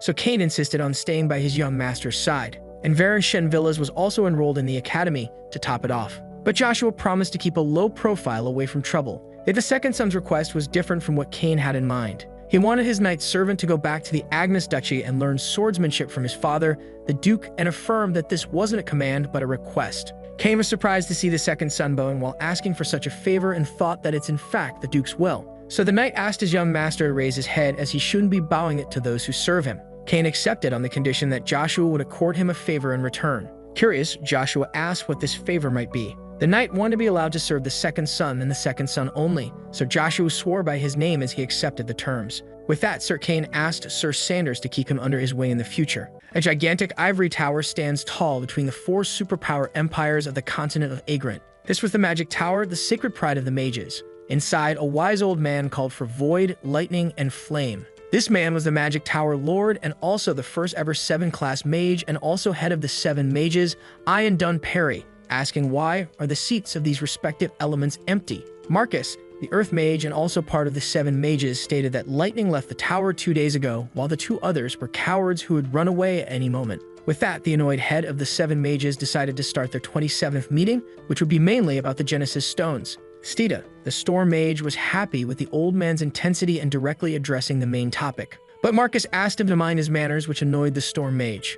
Ian Dunperry was surprised to see Seta show up unlike usual, but the Storm Mage claimed that there were important matters to attend to, like the stolen Genesis Stone known as Magma, according to him, and the disappearance of the Lightning Genesis Stone, as stated by the Earth Mage. The Storm Mage was shocked to hear such news. Since only the Magic Tower had knowledge about the Genesis Stones, they were unsure if the thieves were aware of their true nature. But it would be trouble if they were aware of their power, as stated by the Ice Mage of the 7 mages, Ishia. According to the old man, they do have an idea of Magma's new owner, but the identity of the Bronto Taker is still a complete mystery. The Storm Mage assumed that the Lightning Mage grew scared and deserted them. Yet Marcus seemed to have some important intel that might be related to the Bronto's disappearance. According to a rumor, a magic swordsman has been seen near the Genesis Stone's last location. This news shocked all 4 mages. Ishia speculated that this swordsman could be the one that they were waiting for. But the Earth Mage denied it, as the said magic swordsman was in fact a 9-year-old child. All were shocked to hear how young this prodigy was. So the Magic Tower Lord calmed them down and asked Marcus if the said child was in the Avalon Empire, which he confirmed, and it turns out that Lightning went to the said empire. With that, the old man commanded the Earth Mage to jump on the magma case, fearing that the intel might be true, which would make them powerless. But Ishia got angry and wanted to broach the magic swordsman topic, but Ian Dunperry tried to calm her down. Yet the Ice Mage didn't want to drop the subject. But according to Marcus, the magic swordsman couldn't be the said man, as he is none other than the second son of Duke Agnes. Steda was annoyed by the old Earth Mage, who didn't reveal this information at the start instead of peacefully sipping his tea. Suddenly, the atmosphere was calmed down once again by a hand getting slapped on the table. The Magic Tower Lord told him to not make hazardous assumptions, as nothing was sure, and with that, he ended the meeting and dismissed everyone. Steda and Ishia looked at the old man with an uncomfortable silence. Now only Ian Dunperry was left in the meeting room, and wondered if these quick changes were for the better or for the worse. Inside the residence, Joshua was casting a powerful spell. The Spear Knight was struggling with the incantation as he recited the magic words. Cain was amazed by the young boy using runes, a language that only high-ranked magicians knew, and wondered if he truly was a magic swordsman. The spell was now finished, as a ring of light was now surrounding the elf tear that gracefully fell into the Earl's hand. With that, Cain rushed to his young master in order to check on him, but Joshua was left unharmed. The knight asked his young master about the high elf that gave him his blessing in order to learn the rune language, and to that, Joshua couldn't answer. Joshua explained that the 7-class magic high-level barrier can increase the connection to the spiritual art and automatically shield its user from harm, yet that was the only skill he knew. With an intense look sparking on his face, Cain asked if he could be the new wielder of the ring. But men were unable to use this artifact, as it was made for the last daughter of the House of Orbis. So the second son thought of giving it to Lady Licia. Someone was about to use a crystal ball. The hand then touched the magic item. It was none other than Zero inside a dark room. The branch manager then politely greeted the master. The said master was surprised by the informant's sudden call, and speculated that it had something to do with Joshua Sanders. So Zero informed her of a little problem involving the kid, who seemed to be more knowledgeable than expected. The master was already aware of the young boy being special, which intrigued the branch manager. According to the mysterious figure, the Magic Tower was trying to find the second son of the Duke. Zero was shocked by the news and wondered why the Magic Tower would look for him. The tower mistook the Agnes Earl for a descendant of Enslot, a man that the 7 mages have been searching for a long time, as one of them already went to investigate Joshua. They might take the Genesis Stones as an excuse for tracking the boy down, but it wasn't important at the moment, just like Enslot. The master was intrigued, since Joshua von Agnes was the center of attention of many superpowers like Avalon, the Magic Tower, and even their own organization. This left Zero silent. The master wished to go and see the Spear Knight for herself, but it was impossible due to the internal conflict inside the organization.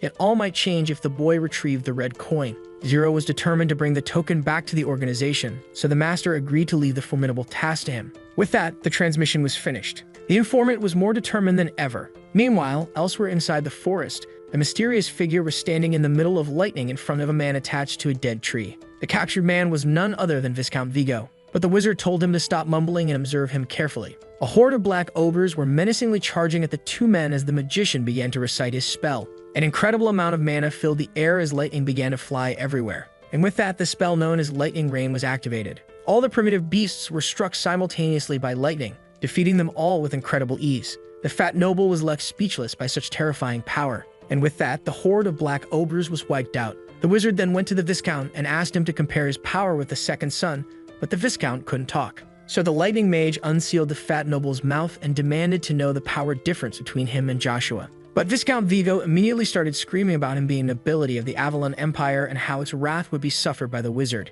The wizard then got closer to the tide of aristocrat and affirmed that he was here because he didn't care about the empire, and demanded once again to be compared to the young magic swordsman. Even a beginner mage like the fat noble could tell that the lightning mage was far superior to Joshua in terms of firepower. And so the mage concluded that Joshua isn't related to Enslot, since he was a lightning type, and decided to meet him despite the difficulty of meeting inside the Agnes Duchy. But Viscount Vigo claimed that his kidnapper was doing it all wrong. He then explained that the Spear Knight must now be enrolled at the Academy of Acadi. This made the task more difficult for the mage, since the Agnes Duchy was already trouble, but the capital was filled with powerhouses like Duke Agnes. But the lightning wizard was particularly surprised when Viscount Vigo proposed to assist him. The fat noble, who despised Joshua from his very being, was determined to help his kidnapper eliminate the second son of the Duke. The magician found it amusing, since he hardly believed that this man could be of any assistance to him. From the stirrups under his eye, the Viscount guessed that this man was a 6th-class mage and identified him as one of the 7 mages known as Lightning. He even knew his name, Jack Stirrups, which surprised the mage.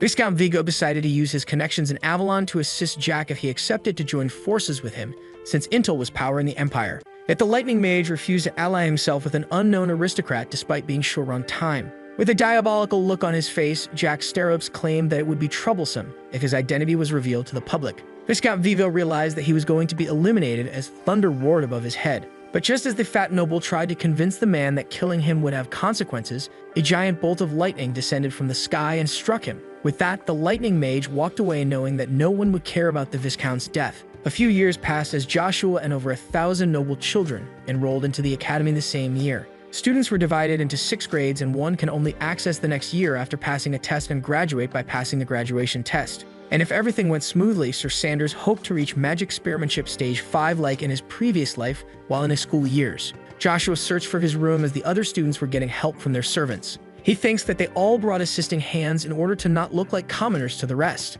Asher finally found his room. The boy was impressed by the spacious bedroom that was meant for only 3 students. Joshua hoped that his roommates were different from the villa's earl as he wished for peace and quiet. Suddenly, the boy's attention was caught by a sudden arrival. It was another freshman carrying many bags who then asked for help with his heavy baggage. The boy's belongings were finally put away. He was then relieved and thanked the Spear Knight for his assistance. The cheerful young boy then introduced himself as Agareth Kun Douglas. Joshua was happy to have a student like him as his roommate, unlike the other children who only cared about flexing their power. Our hero introduced himself as Asher Van Frederick. Agareth never heard of Asher's house, but was happy to befriend him anyway, as they were both freshmen. Their conversation was then interrupted by a third person walking into the room. This person was named Icarus. Agareth didn't seem happy with Icarus walking into the room, while Joshua was left speechless by the shock. The Spear Knight recognized the boy as the future unlucky genius Heavenly Brain Icarus. In the future, after the Empire would be weakened by countless wars, a civil war between the first and second prince, each promising prosperity, would erupt after their father's disappearance. This 10-year-long civil war made thousands of casualties while wreaking carnage among the noble families. But it ended with the second prince's defeat and the first swallowing his power and privileges. But there were 2 main contributors who won the war. The first was Kaiser von Britain, who became a hero after ending the war. The other one was Heavenly Brain Icarus, a genius tactician that offered the first prince victory on a silver plate. Icarus felt weird as both his roommates stared at him with a shocked look on their faces. The cheerful boy immediately rushed to hug his new roommate as he was happy to see him again. Icarus was also happy to share a room with Agareth. The cheerful boy was looking forward to spending the year with his friend as his roommate. Joshua was surprised to see that his 2 roommates knew each other since they were both new to the academy and wondered if they had met before. That he never heard of the Heavenly Brain having a friend. In the south of Avalon, in the rural harvest estate, the Baron Lord of the land, who didn't have children for a long time, decided to adopt a young attendant named Icarus, which made him the laughingstock of the rest of the aristocracy. The poor boy was always bullied at the academy and was always considered a commoner by other students, which made his existence lonely. But the only one who showed him humanity and treated him as a human being was none other than the oldest prince, Kaiser von Britain, who gave him many chances to grow more powerful. Joshua, with his miserable childhood, couldn't relate to the Heavenly Brain as he met his end because of the first prince that he trusted so much. Our hero introduced himself as Asher Van Frederick to the unlucky genius, who introduced himself as well. Sir Sanders thinks that this encounter with the unlucky genius was destiny and decided to make him an ally no matter what. The sun started to set on the Agnes Duchy residence. The new holder of the Elf Tear was happy to see the Spear Knight enter the academy, but Lady Licia was still disappointed as she wanted to attend the entrance ceremony herself. Yet Joshua believed that he would cause her trouble if she attended. The second son's mother understood the situation and thanked the knight for always being by her boy's side. But Cain assured her that the honor was his and decided to drop the formalities with the lady for a short moment in order to compliment her son. But suddenly, the conversation was interrupted by someone barging in. It was none other than the Duke himself. Aiden wanted to make sure that Licia felt comfortable in her new home, which she confirmed by thanking him for his generosity. As he walked away, he affirmed to his second wife that she could speak to him if anything bothers her. The servant that was accompanying the Duke also excused himself. And with that, the 2 men left the scene. Lady Licia and Cain watched as they walked away. The servant wanted to talk to the master. He apologized for his arrogance and asked the Duke about moving Lady Licia to the capital with him, risking to trigger his first wife's wrath. Yet Aiden von Agnes stated that the man should be aware of Joshua's incredible potential. Yet they couldn't ignore the talent of the first son, so the servant proposed that the Duke pick his successor once and for all. The Duke was aware that the man was worried about the Agnes bloodline, but couldn't ignore the fact that Babel was his legitimate son. The Agnes house would fall into chaos if Joshua officially earned its name. Yet the Duke was about to give his opinion on the relation between bloodline and legitimacy, but quickly dropped the subject. He wanted to observe his 2 sons for a bit longer, but his face was saddened as he thought about the matter. It was now time for the first class of the day after the entrance ceremony, and the Spear Knight was finally aware of the relationship between his roommates. The two boys were considered celebrities in the academy, but were far from popular. Suddenly, some students started to make fun of the two boys, calling Agareth an illegitimate child and Icarus a former commoner. The head of the bullies was known as Amaru Bronze Sten. Joshua was familiar with the boy's family. The kid looked just like Count Arid Bronze Sten, one of the masters of Avalon known as the Master of the Rapier. One of the bullies claimed that the class would be easy since Icarus and Agareth attended it, and Amaru started to make fun of them, calling them incapable of passing the first year. Joshua noticed that these boys were second years from their yellow ties. Unlike his first-year friends with their white ties, he was more interested in him sharing a similar route with Agareth. Amaru then shamed the boy for being an illegitimate child and not being able to get to the second year, claiming that he is ashamed of being once his friend. So Icarus jumped in and tried to defend the poor Agareth, but Duncan Poldunitz stopped him and claimed that he was insulting the House of Sten. The boy explained that any insult directed at Amaru Bronze Sten is an insult to him. But just as the unlucky genius tried to defend himself, he was interrupted by a fist to the face. It was Duncan who struck him while calling Icarus livestock. He claimed that a commoner talking to them was an insult as it is and shamed the poor boy for being one despite being adopted by countryside nobility.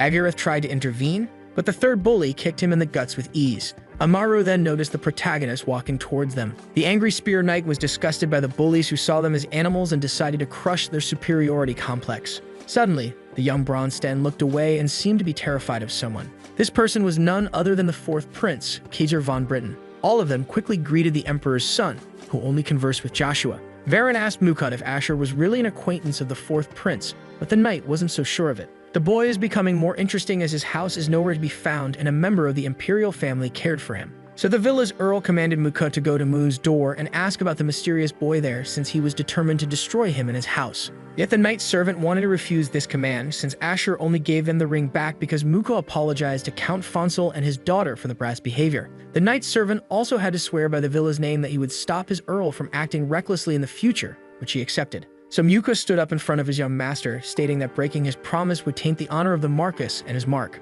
But Varen threw a glass at Mukad's head, giving no importance to his promise to Asher Van Frederick. The villa's earl then ordered him again to go to Moon's door and gather intel of the young boy. Mukad had no choice but to break his promise and obey. Students were in class taking notes, yet Agareth fell asleep on his book in the middle of the lesson. Joshua had to renounce his desired peaceful school life since the fourth prince put all eyes on him, and he desperately wanted to make Icarus his ally. Back then, the bullies looked at Joshua with hateful looks as the fourth prince claimed that he will not give up on making him his ally. Kaiser asked Joshua to visit his home before the end of his school life, but the second son was going to pass by anyways since there is something he wanted to retrieve from the Imperial Vault. But Asher's train of thought was interrupted by the teacher calling Agareth Kun Douglas, waking the boy from a deep slumber, which made the whole class except his two roommates burst out in laughter. The teacher asked him to focus on the lesson if he didn't want to be expelled from school. And so the man continued the lesson about the sword being the strongest weapon, which explains why the most famous knights were all swordsmen. The emperor himself used a sword, just like one of the strongest men on the continent, Aiden von Agnes, who was also a swordsman,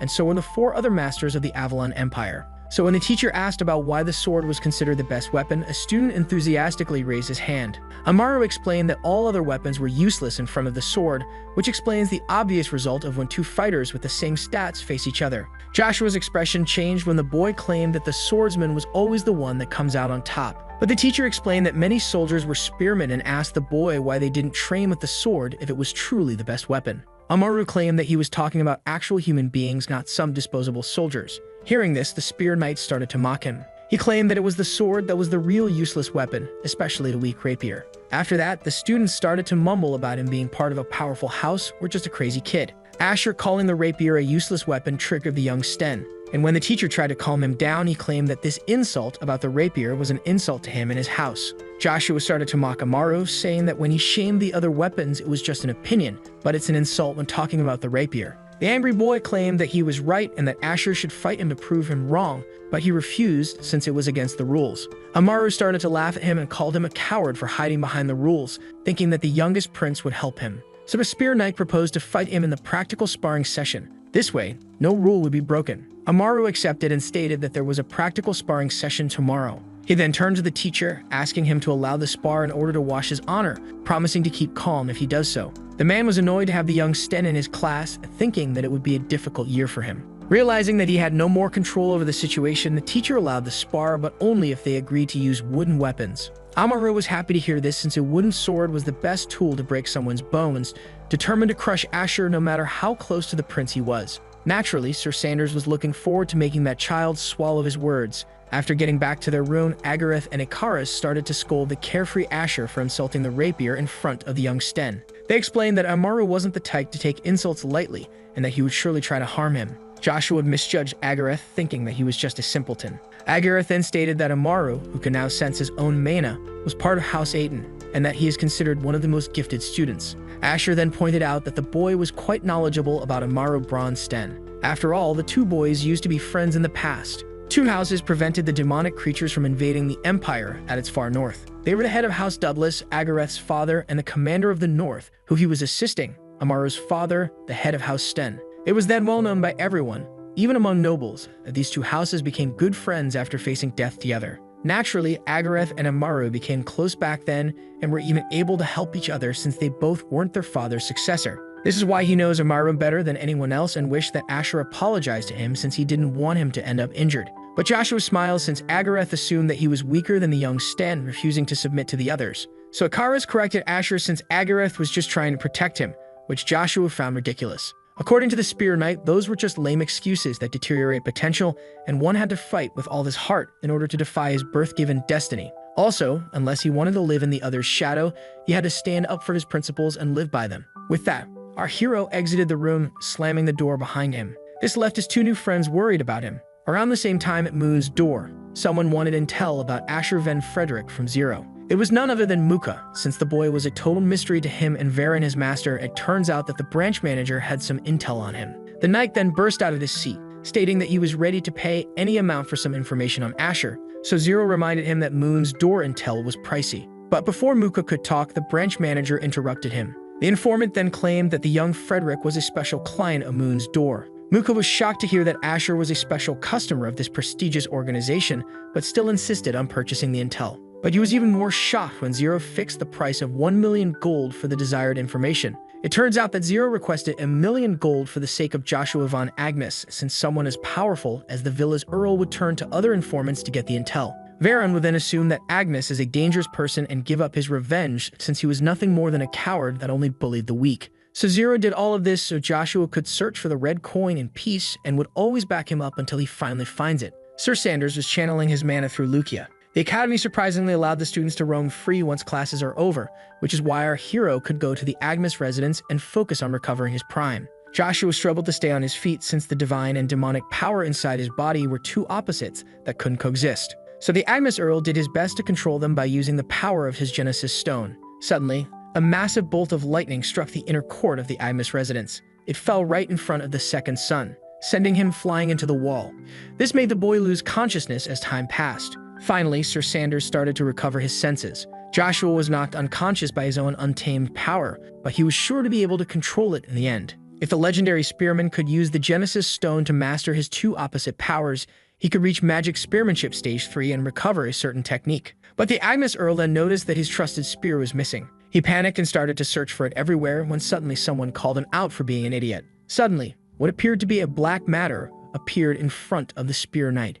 He recognized it as subspace magic. The voice then called him an idiot for the second time for being vulnerable and unconscious for 3 days straight, but Joshua demanded to know who the presence was. The pretentious entity introduced itself as Lucia the Spear, claiming that the boy should be thankful since he was under its protection for 3 days. Joshua was shocked since the Academy must be furious about his long absence, but he then remembers discovering that Lucia was smart in subspace after reaching Stage 3 for the first time. But he didn't realize that his spear would also be reincarnated as a child along with him. Lucia then took offense at her wielder thinking of her as a kid, so he realized that the entity had telekinetic powers. So the smug spear affirmed that it had such powers since its awakening at Stage 1 but asked Joshua to focus on what's important. Lucia then advised him to know his weapon perfectly before knowing his opponent and claimed that Joshua's present body was defective. And so the spear decided to reveal the information. Lucia then explained that the Genesis Stone's true powers weren't related to their elemental properties like the humans thought. The entity then explained that the magic stones had powers of extinction, harmony, and regeneration, but that wasn't the most crucial part. It then asked its wielder about the special power of his Genesis Stone. Joshua speculated that the secret power of the Bronto must be related to destruction just like lightning, but quickly discarded the idea since such power was more fit to magma. The spear advised him to think about it alone since answering this riddle was the fastest way to achieve his goal. It turns out that Lukia was just as eager as its master to take revenge on Kizer and the rest of the traitors. Students were now entering the classroom. Agarith was happily conversing with Ikaris, but suddenly the cheerful boy crossed eyes with Amaru Bronze Sten. It was as awkward as always between the two past friends when suddenly the young Sten's friends slapped Ikaris on his back and started to mock the two boys. He claimed that they should have escaped like Asher and reminded Agarith that running away from simple things was his specialty. But when he asked the bullies to stop, he claimed that the sin of their runaway friend was theirs, which Agarith didn't understand. Duncan suddenly grabbed the poor Ikaris by his hair, claiming that they should get rid of the fake nobles so only true aristocrats would be left in the school. Suddenly, the teacher entered the classroom. He reminded them once again that it was forbidden by the school's rules to fight among students and stated that Duncan would be punished if he didn't stop harassing Ikaris. So he finally let go of his hair. The teacher recognized that it was his fault for letting things escalate to this point, but was glad that Asher disappeared before he had to intervene since he didn't want to recreate a certain day. When suddenly someone came to class apologizing for taking so long. It was none other than Joshua apologizing for being absent for 3 days and explained that it was due to some private reasons. The teacher was shocked to see Asher Van Frederick show up, fearing the worst for him. All the students started to mumble about him having the audacity to come back, thinking that he would surely get demolished by the young Sten. So the teacher silenced them since the class would be starting soon. He then told Asher to regain his seat so he could start the lesson. The teacher, fearing the worst, decided to move the practical sparring session to the next day since he didn't know what Amaru would do. The young Sten and his friends gave Asher menacing looks as he regained his seat. Amaru was especially annoyed by his return. Agarith seemed to have something to say as Joshua sat down. Asher was surprised to see Agarith being aware of him being fallen nobility, so the boy explained that there were rumors, probably spread by Amaru, circulating among students. So young Douglas explained how being submissive saved his life many times and claimed that his roommate should do the same, but Joshua refused since he decided to stick to his beliefs. But his attention was suddenly drawn by Ikaris' worried face. He could easily tell what was on his mind, but Ikaris shouldn't be worried about two students fighting since there were more important matters at stake. The entity Lukia had a pretty hateful expression on its face. Joshua was surprised to see his spear being aware of his revenge against the fourth prince. He then asked it if it did reincarnate with him and questioned the spear about the true power of the Genesis Stone. Lukia then explained that it couldn't reveal all the details but was willing to give clues if Joshua met her conditions, so he screamed at the entity, commanding her to tell him everything. The spear wasn't a fan of her wielder's tone and threatened to fall into a slumber since he needed her help and not the other way around, which made Joshua think in silence. So he decided to play the game and asked Lukia what it wanted. The entity explained that Joshua should try to reconnect with the people from his past and love himself more. But Joshua didn't understand what his weapon meant, so the spear pressured him by stating that she was getting sleepy. In the end, Sir Sanders accepted since the required conditions weren't too difficult. A promise with a holy artifact like Lukia had great meaning, so as promised, the spear revealed that the precognition Joshua had originated from a power different from the Bronto. Joshua was shocked to hear this as he clearly saw the destruction of his family home, an event that would happen in the future. Lukia explained that his precognition, which comes from his holy power, works when he relentlessly thinks about someone like the person he wanted to take revenge on. Sir Sanders was shocked to hear that this was the doing of holy power. High priests usually get revelations from gods whose power is far greater than human understanding when danger is near, and Joshua's precognitive dreams work similarly. But Joshua should try to master the demonic and divine powers dwelling inside him. Once mastered, no human would be able to stand in his way. So the video ends here. If you don't want to miss the next part, activate the notification bell, and see you next time on Tob's channel.